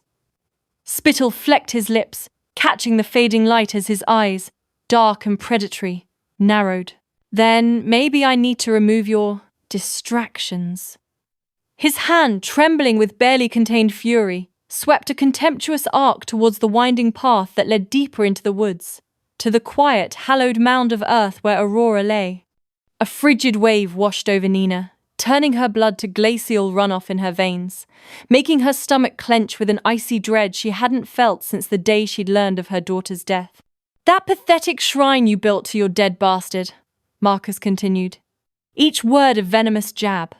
"Maybe it's time to clear it out. Make room for something useful. Something alive." Nina went rigid, every muscle in her body coiling with a dangerous, suppressed energy, like a predator about to spring. Her breath hitched, catching in her throat like a shard of ice. "You wouldn't dare!" The words were a fragile whisper, laced with a desperation that clawed at her own resolve. "Wouldn't I?" Marcus's lips curled into a hideous smirk. A sharp click broke the tension, and he pulled a cheap plastic lighter from his pocket. In the deepening dusk, the tiny golden flame flickered to life, its unsteady dance reflecting in his cruel eyes, a devil's promise in miniature. The scent of lighter fluid, acrid and sharp, cut through the damp earth and pine. Dry moss burns so easily, and I'm sure all those pretty flowers, those fading ribbons you tied, would catch right up. He gestured again, a subtle tilt of his chin towards the path, where Nina could almost smell the dry leaves, the brittle pine needles, already imagining the crackle and roar. The threat didn't just hang in the air. It solidified around them, thick and heavy, like poison, pressing down on the very breath in their lungs. And in that suffocating silence, something fundamental shifted in the small clearing. Not just the atmosphere, but the very earth beneath their feet seemed to hold its breath. The change in Dante was immediate and terrifying. The quiet, grieving man, the broken survivor of months, vanished. The air around him seemed to thicken, charged with a palpable, predatory energy that made the wild pines themselves appear to lean away, their needles rustling with a nervous tremor. His eyes, usually a stormy blue, blazed gold. Not with the wild, unpredictable light of a rogue, but with the ancient, terrifying power of an alpha, protecting what was irrevocably his. A low, guttural growl vibrated deep in his chest, a sound that resonated in Nina's bones. A promise of violence held barely in check. "Touch that grave," he said, his voice dropping to a register that felt like the earth itself was groaning, a rumble that surely sent shivers through the roots of every tree. "And I will show you exactly what happened to the ones who slaughtered my pack." The threat wasn't empty. It was a prophecy, etched in granite and blood. For the first time since the massacre, since he'd lost everything, Dante wasn't just surviving, he was leading. His true alpha aura, dormant for so long, surged like a tidal wave, overwhelming the clearing. Every instinct Marcus had as a lesser alpha screamed at him to submit, to cower, to bare his throat. But pride, a stubborn, corrosive thing, made him stupid. "Kill them," Marcus ordered his betas, his voice cracking with desperation, a high-pitched, almost effeminate shriek that shredded the tense silence. They hesitated, a visible tremor rippling through their ranks. The power radiating from Dante was palpable, ancient, undeniable, a force of nature they instinctively feared. Their eyes, wide with apprehension, darted between Dante's blazing gaze and their alpha's panicked face. "Now!" Marcus shrieked again, a more urgent, desperate sound. And then, as if jolted by an unseen current, Nina's dormant strength awakened. The fear she'd felt for Aurora's grave transmuted into a searing, righteous fury. She knew, with a certainty that settled deep in her soul, that she wasn't barren or defective. She was meant for this moment, for this pack of two, for him. The first beater, a hulking brute with dull eyes, lunged for Nina, expecting easy prey, a woman he could incapacitate with a single swipe. He never reached her. Something inside Nina, something that had been sleeping, starved, forgotten beneath layers of grief and self-doubt, roared to life. Her wolf surged forward with a raw, savage fury born of months of suppressed rage, of every insult, every dismissal, every whispered judgment. She met the beater's charge not with a scream, but with a guttural snarl that tore itself from her throat, claws fully extended, teeth bared in a primal warning flash. She wasn't weak. She wasn't broken. She was Luna defending her mate, her territory, her right to exist. The beta hit the ground hard, a wet thud as his momentum carried him down. Nina's claws, sharp and precise, raked across his throat in a perfectly executed combat move she didn't even remember learning. A crimson spray misted the fallen leaves as he collapsed, clutching a hand to his neck, a choked gurgle escaping his lips before he fell still. Beside her, Dante moved like death incarnate. His movements weren't wild or feral, they were precise, economical, each strike a calculated blow. He took down two betas in the space of a heartbeat, a blur of golden eyes and powerful muscle. One wolf's neck snapped with a sickening crack. The other's chest caved in with a grotesque thump.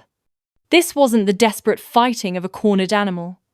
This was the brutal, elegant violence of an alpha who had finally found something worth shedding blood for.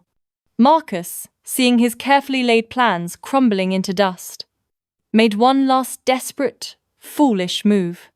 Foam flecked his muzzle as he shifted mid-fight, his wolf form larger and more vicious than any of his betas, his eyes burning with yellow hate. He went straight for Nina, a guttural snarl ripping from his throat, knowing that Dante would sacrifice himself to protect her. He was right. Dante intercepted the attack, a silver blur of protection. Marcus's claws raked across his ribs, tearing through skin and muscle. Blood bloomed instantaneously across Dante's chest, a dark stain spreading through his fur. But he didn't fall. He roared, a sound of pure defiance and pain, and threw the other alpha away from his mate with bone-jarring force. But Nina wasn't helpless anymore. As Marcus rolled and prepared to spring again, a low, fierce growl rumbling in his throat, Nina shifted. Her human form dissolved into a lean, silver-coated wolf, built for speed and precision rather than brute force. Her muscles bunched, gathering power. She hit Marcus from the side, a silver arrow, driving him into the massive, gnarled trunk of an ancient oak with bone-crushing force. The alpha's spine connected with the tree with a sound that echoed through the clearing like a rifle shot, sharp and final. Marcus's body went limp instantly, collapsing into a heap. His neck was bent at an unnatural, grotesque angle, eyes staring sightlessly at the darkening canopy above, already glazing over. A thin trickle of dark blood escaped the corner of his mouth as his final breath rattled out, a wheezing choke that quickly faded into silence. Dead. Nina felt a sharp, burning pain as a gash opened across her shoulder during the impact, blood soaking through her silver fur. But she was alive. They were alive. She shifted back to human form, shivering slightly, the residual adrenaline making her limbs heavy. "Nina!" Dante was at her side instantly, his own wounds forgotten. His hands, though trembling slightly, were gentle as they probed the gash on her shoulder, his gaze fierce with concern. "I'm okay," she breathed, tasting the metallic tang of blood and the coppery tang of adrenaline. She then looked at Marcus's lifeless, twisted form, a shudder running through her. "Is he dead?" Dante confirmed grimly, his voice still vibrating with latent fury. "And good riddance!" The remaining beater, a whimpering mess, cowered behind a thick-trunked tree, trembling so violently his teeth chattered. His wide, terrified eyes stared at his fallen alpha, then at the formidable, blood-streaked figures of Dante and Nina. Dante turned toward him, and the full weight of his alpha presence rolled off him in palpable waves. Not the broken survivor he'd been for 18 months, but the true alpha he was born to be, formidable and terrifying. His aura blazed with rage and an authority so intense it made the air itself seem to vibrate, crackling with raw power. "You?" he snarled, his voice carrying the kind of deadly promise that made lesser wolves instinctively bare their throats and drop their gaze. "You're going to crawl back to that pathetic excuse for a compound, Crescent Moon, and deliver a message." The beater whimpered louder, pressing himself further against the rough bark of the tree, his body shaking uncontrollably. "If any wolf from Crescent Moon ever sets foot on my land again, if they so much as breathe in our direction, I will rip through your compound like the plague and leave nothing but ash and bone." His golden eyes, still burning with lethal fury, fixed on the terrified beater. "And if anyone, ever touches that grave, Aurora's grave, I will hunt down every single member of your pack and exterminate them one by one. I will burn your territory to the ground and make sure nothing ever grows there again. Not a blade of grass. Not a single tree." The beater's legs gave out completely, and he collapsed to his knees, burying his face in his hands, soft sobs racking his frame. "Do you understand me?" Dante roared, his alpha command so powerful it seemed to shake the very trees, rustling their leaves with its force. "Yes, Alpha! Yes!" the beta sobbed, his voice raw with terror. "Then run!" The beta scrambled to his feet, a wild, desperate animal, and fled into the woods, crashing through undergrowth, snapping twigs underfoot, his terror-fueled escape quickly fading into the distance. He left only the pungent scent of his fear hanging in the cool night air, and the promise of a message that would keep Crescent Moon away forever. Marcus would never hurt anyone again.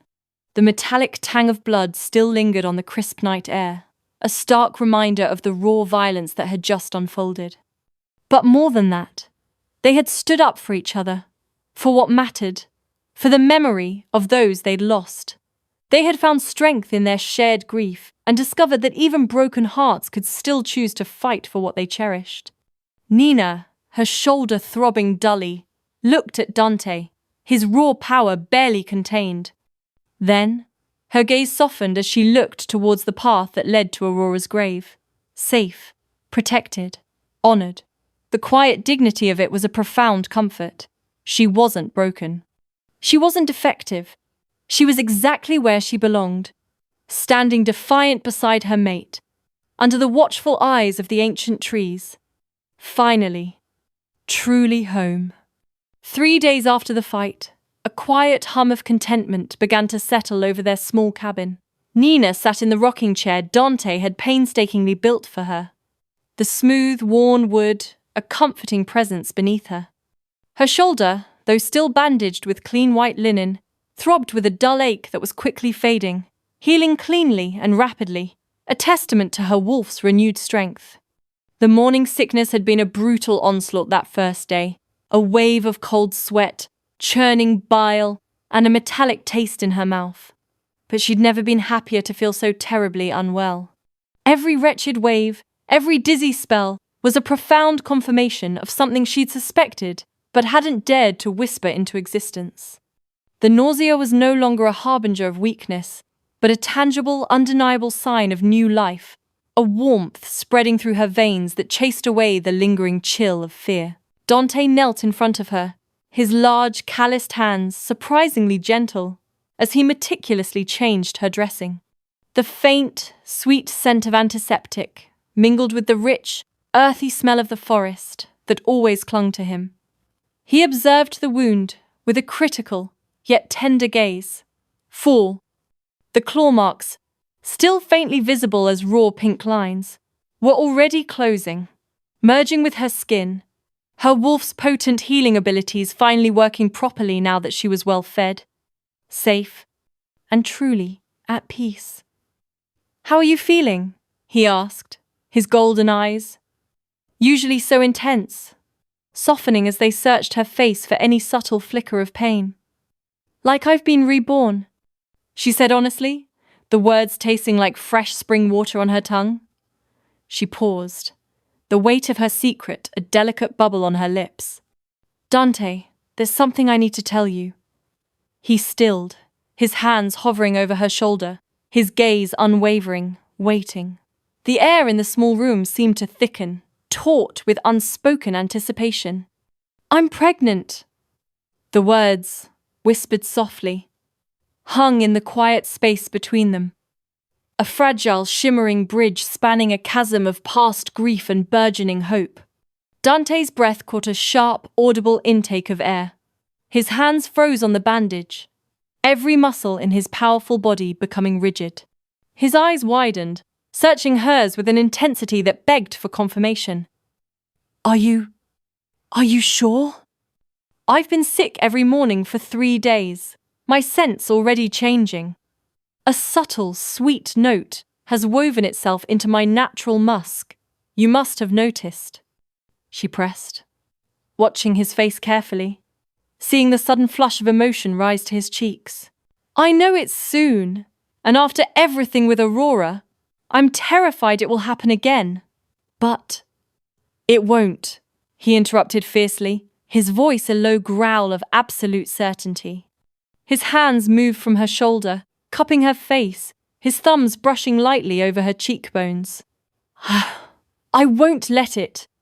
You can't promise that," she whispered, a fresh wave of fear mingling with profound joy. The tremors in her voice were barely perceptible. "I can promise that you won't go through it alone. Never again." His thumbs worked their magic, gently sweeping away the warm tears she hadn't realized were silently tracing paths down her temples. "I can promise that this child will be wanted, be protected, loved from the moment they draw breath until long after I'm gone."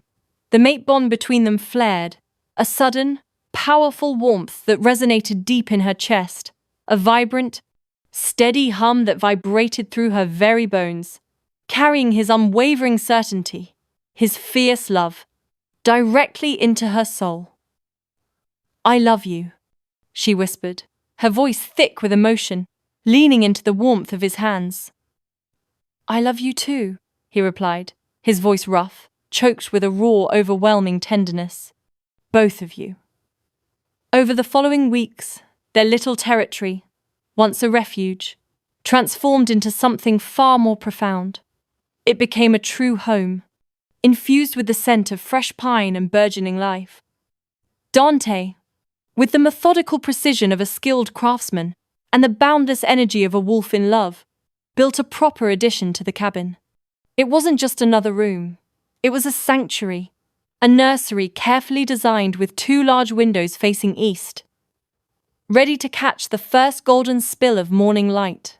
The air inside smelled of freshly cut timber, sweet sawdust, and the faint tang of new paint.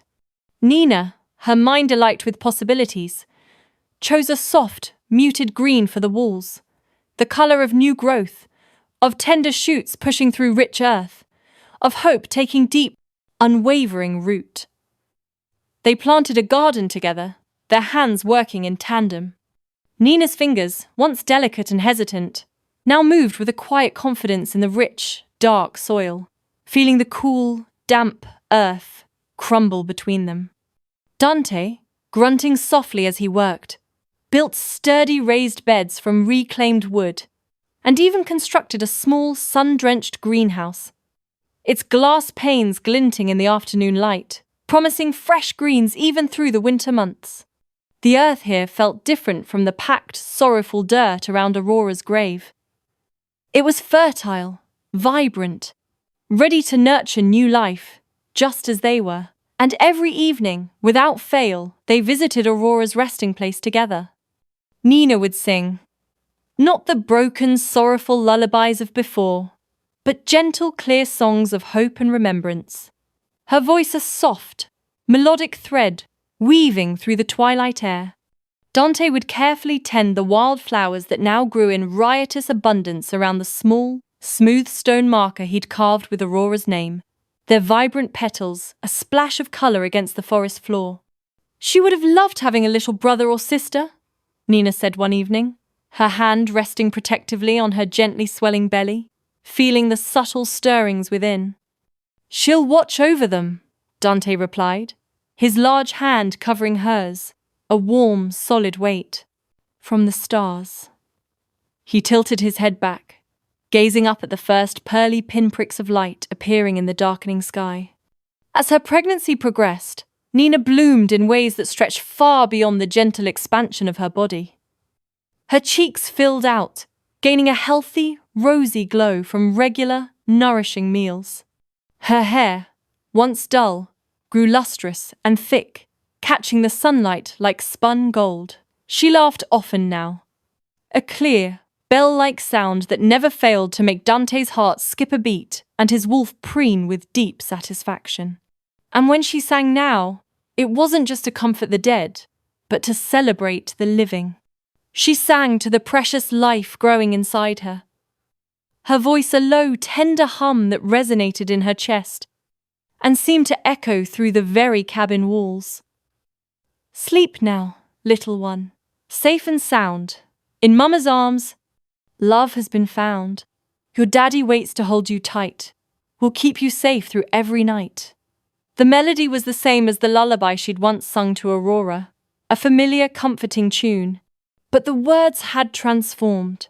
They carried hope instead of despair, promise instead of regret, a sweet, unwavering certainty that wrapped around the unborn child like a soft, warm blanket.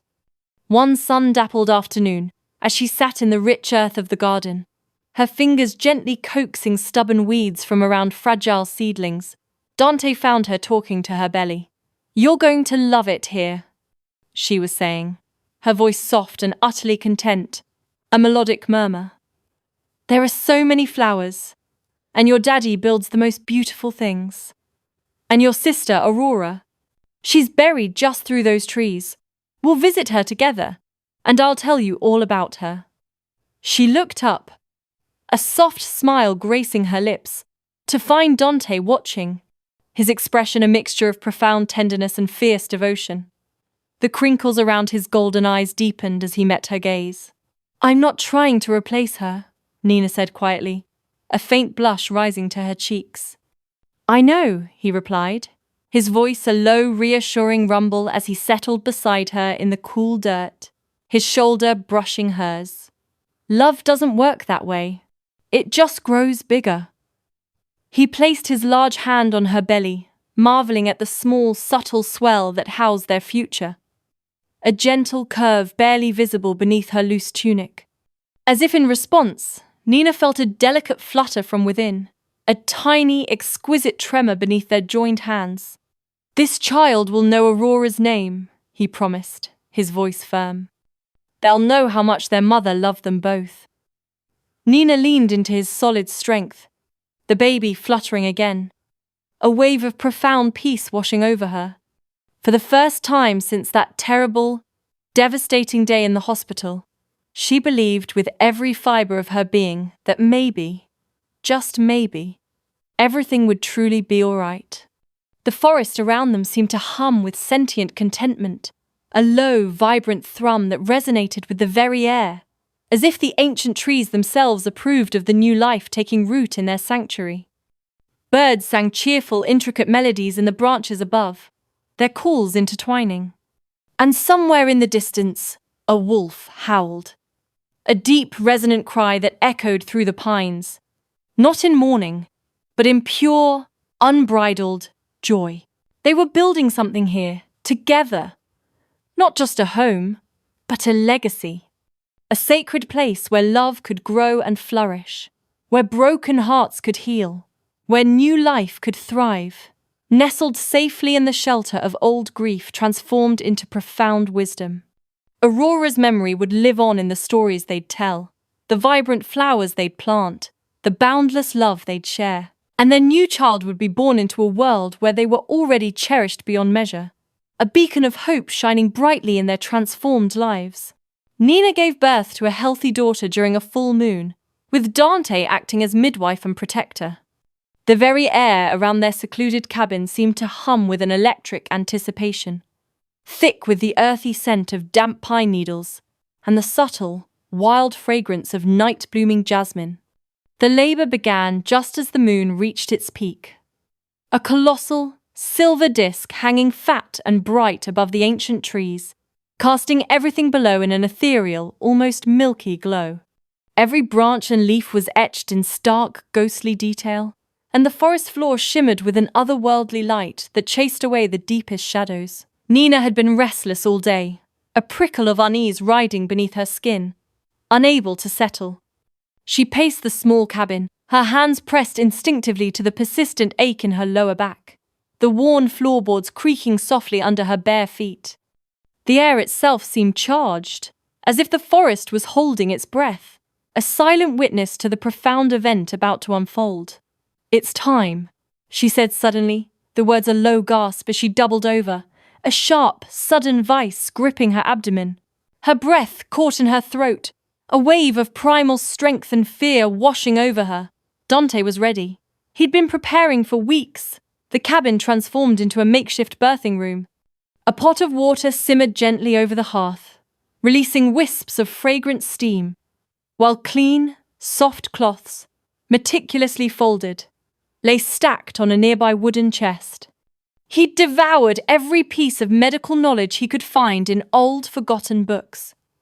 But when the moment finally came, all the preparation in the world couldn't calm the thunderous beat of his heart against his ribs, nor the dry taste in his mouth. "You can do this," he murmured, his voice a steady anchor, his strong arm supporting her as she leaned into him through a contraction. His hand trembled imperceptibly as he brushed damp, dark hair from her forehead, his fingertips cool against her heated skin. "You're so strong, Nina. So brave." She gripped his hand, her nails digging in with an iron-like pressure that would surely leave marks. The pain, sharp and demanding, oddly served to ground her, anchoring her to his steadfast presence. "Don't let go," she gasped between contractions, her eyes wide and fierce. "Never," he promised, his voice rough with emotion, and meant it with every fiber of his being. The birth was long, punctuated by Nina's soft cries of effort and Dante's low, encouraging words, the rhythmic creak of the floorboards mirroring the ebb and flow of her labor. But it was uncomplicated. As dawn approached, painting the sky in ever-softening shades of coral and saffron that spilled through their small paned windows, chasing away the stark lunar glow, Their daughter finally slipped into the world. The baby was perfect. A tiny surge of warmth in Dante's hands, slick and new, but exquisitely formed. Her fists clenched like rosebuds. A miniature mouth puckered delicately, and a cap of dark, damp hair covered her small head. Her eyes, the deep, shifting color of a forest pool, were already trying to focus on her mother's face. Her first cry was strong and clear, a raw, reedy sound that filled the cabin, banishing the night's tension and replacing it with the most beautiful, life-affirming sound Dante had ever heard. Nina cradled her daughter against her chest, the velvet softness of the baby's skin a revelation against her own. Hot tears streamed down her cheeks, not of pain or sorrow, but of an unburdening, a profound, overwhelming joy. And then, a sweet, trembling melody began to emerge from her lips. Sleep now, baby, safe and sound. In Mama's arms, love has been found. Your daddy waits to hold you tight. We'll keep you safe through every night. But the words had transformed completely from that first broken lullaby she'd sung to empty earth in the forest. This wasn't the song of grief, hollowed out by loss. This was a song of completion, rich with maternal love, resounding with hard-won hope. The stars are dancing, baby mine. They saw you come in perfect time. Your sister's watching from above. You're here. You're safe. You're so loved. Dante knelt beside the bed, his finger tracing their daughter's tiny, perfect cheek. A lump formed in his throat, and his vision blurred with emotion he couldn't name. A profound ache of joy and relief, overwhelmed by the sheer, breathtaking miracle before him. She's beautiful, he whispered, his voice thick. What should we call her? Nina asked, her voice soft with wonder, her gaze still fixed on her infant daughter. Dante looked toward the window, where the first gentle rays of sunlight were now fully painting the world in golden hope, chasing the last vestiges of moonlight. Dawn, he said softly, as if whispering a prayer, for the light that came after the darkness. Nina smiled through her tears. Dawn. It's perfect. 1 month later, they walked to Aurora's grave as a family for the first time. The gentle sway of the forest path beneath their feet, the quiet crunch of pine needles accompanying their steps. Dawn slept peacefully in Nina's arms, cocooned in the same soft mended shawl that had once held her sister, made whole again through love and careful, healing hands. The faint, earthy scent of the forest clung to the wool, mingled now with the sweet, milky fragrance of their new daughter. The gravesite had continued to flourish under their devoted care. Wildflowers bloomed in riotous abundance, vibrant trilliums and shy violets, the heady perfume of wild roses, and tiny, azure forget-me-nots creating a living, breathing tapestry of colour. The air around the simple stone marker hummed with the lazy buzz of bees, and the gentle rustle of leaves in the breeze, a far cry from the desolate patch of earth it once was. It was surrounded by life, by beauty, a kind of memorial that celebrated rather than merely mourned. Nina knelt carefully, mindful of the precious bundle in her arms, her descent slow and deliberate. The cool earth brushed against her knees, a familiar sensation. Aurora, she whispered, her voice soft as the dappled sunlight filtering through the canopy. I want you to meet your sister. She gently unwrapped Dawn slightly, revealing the tiny button nose and fluttering eyelids of the sleeping infant to the grave. Her soft, even breaths a quiet rhythm. This is Dawn. She's going to hear all about you as she grows up, about how you brought Mama and Daddy together, how your love was the beginning of all of this. Dante knelt beside them, placing a fresh bouquet of vivid wildflowers at the base of the stone. Flowers from their own burgeoning garden, grown with hope and tended with love, their cool petals damp against his fingers. We'll come here every week, he promised, his voice low and firm. She'll know your name. She'll know your story. Nina began to hum, the same melody she'd sung in her darkest hours, but transformed now into something gentle and hopeful. a low, resonant hum that seemed to carry on the breeze, a gentle balm. Sleep now, sister, in your bed of flowers. Watch over us through all our hours. Your mama's heart has room for two, one here with us, one there with you. Dawn stirred in her arms, tiny eyes opening for a moment, her fuzzy gaze staring up at the canopy of leaves above them, shimmering like emeralds, as if she could see something the adults couldn't. A flicker of recognition passed through her infant eyes before they drifted closed again. She knows, Nina said softly, a profound certainty in her voice. Somehow, she knows. Dante wrapped his strong arms around both his girls, pulling them close against his chest, the warmth of his embrace enveloping them, the scent of pine in his skin a comforting presence. They both do.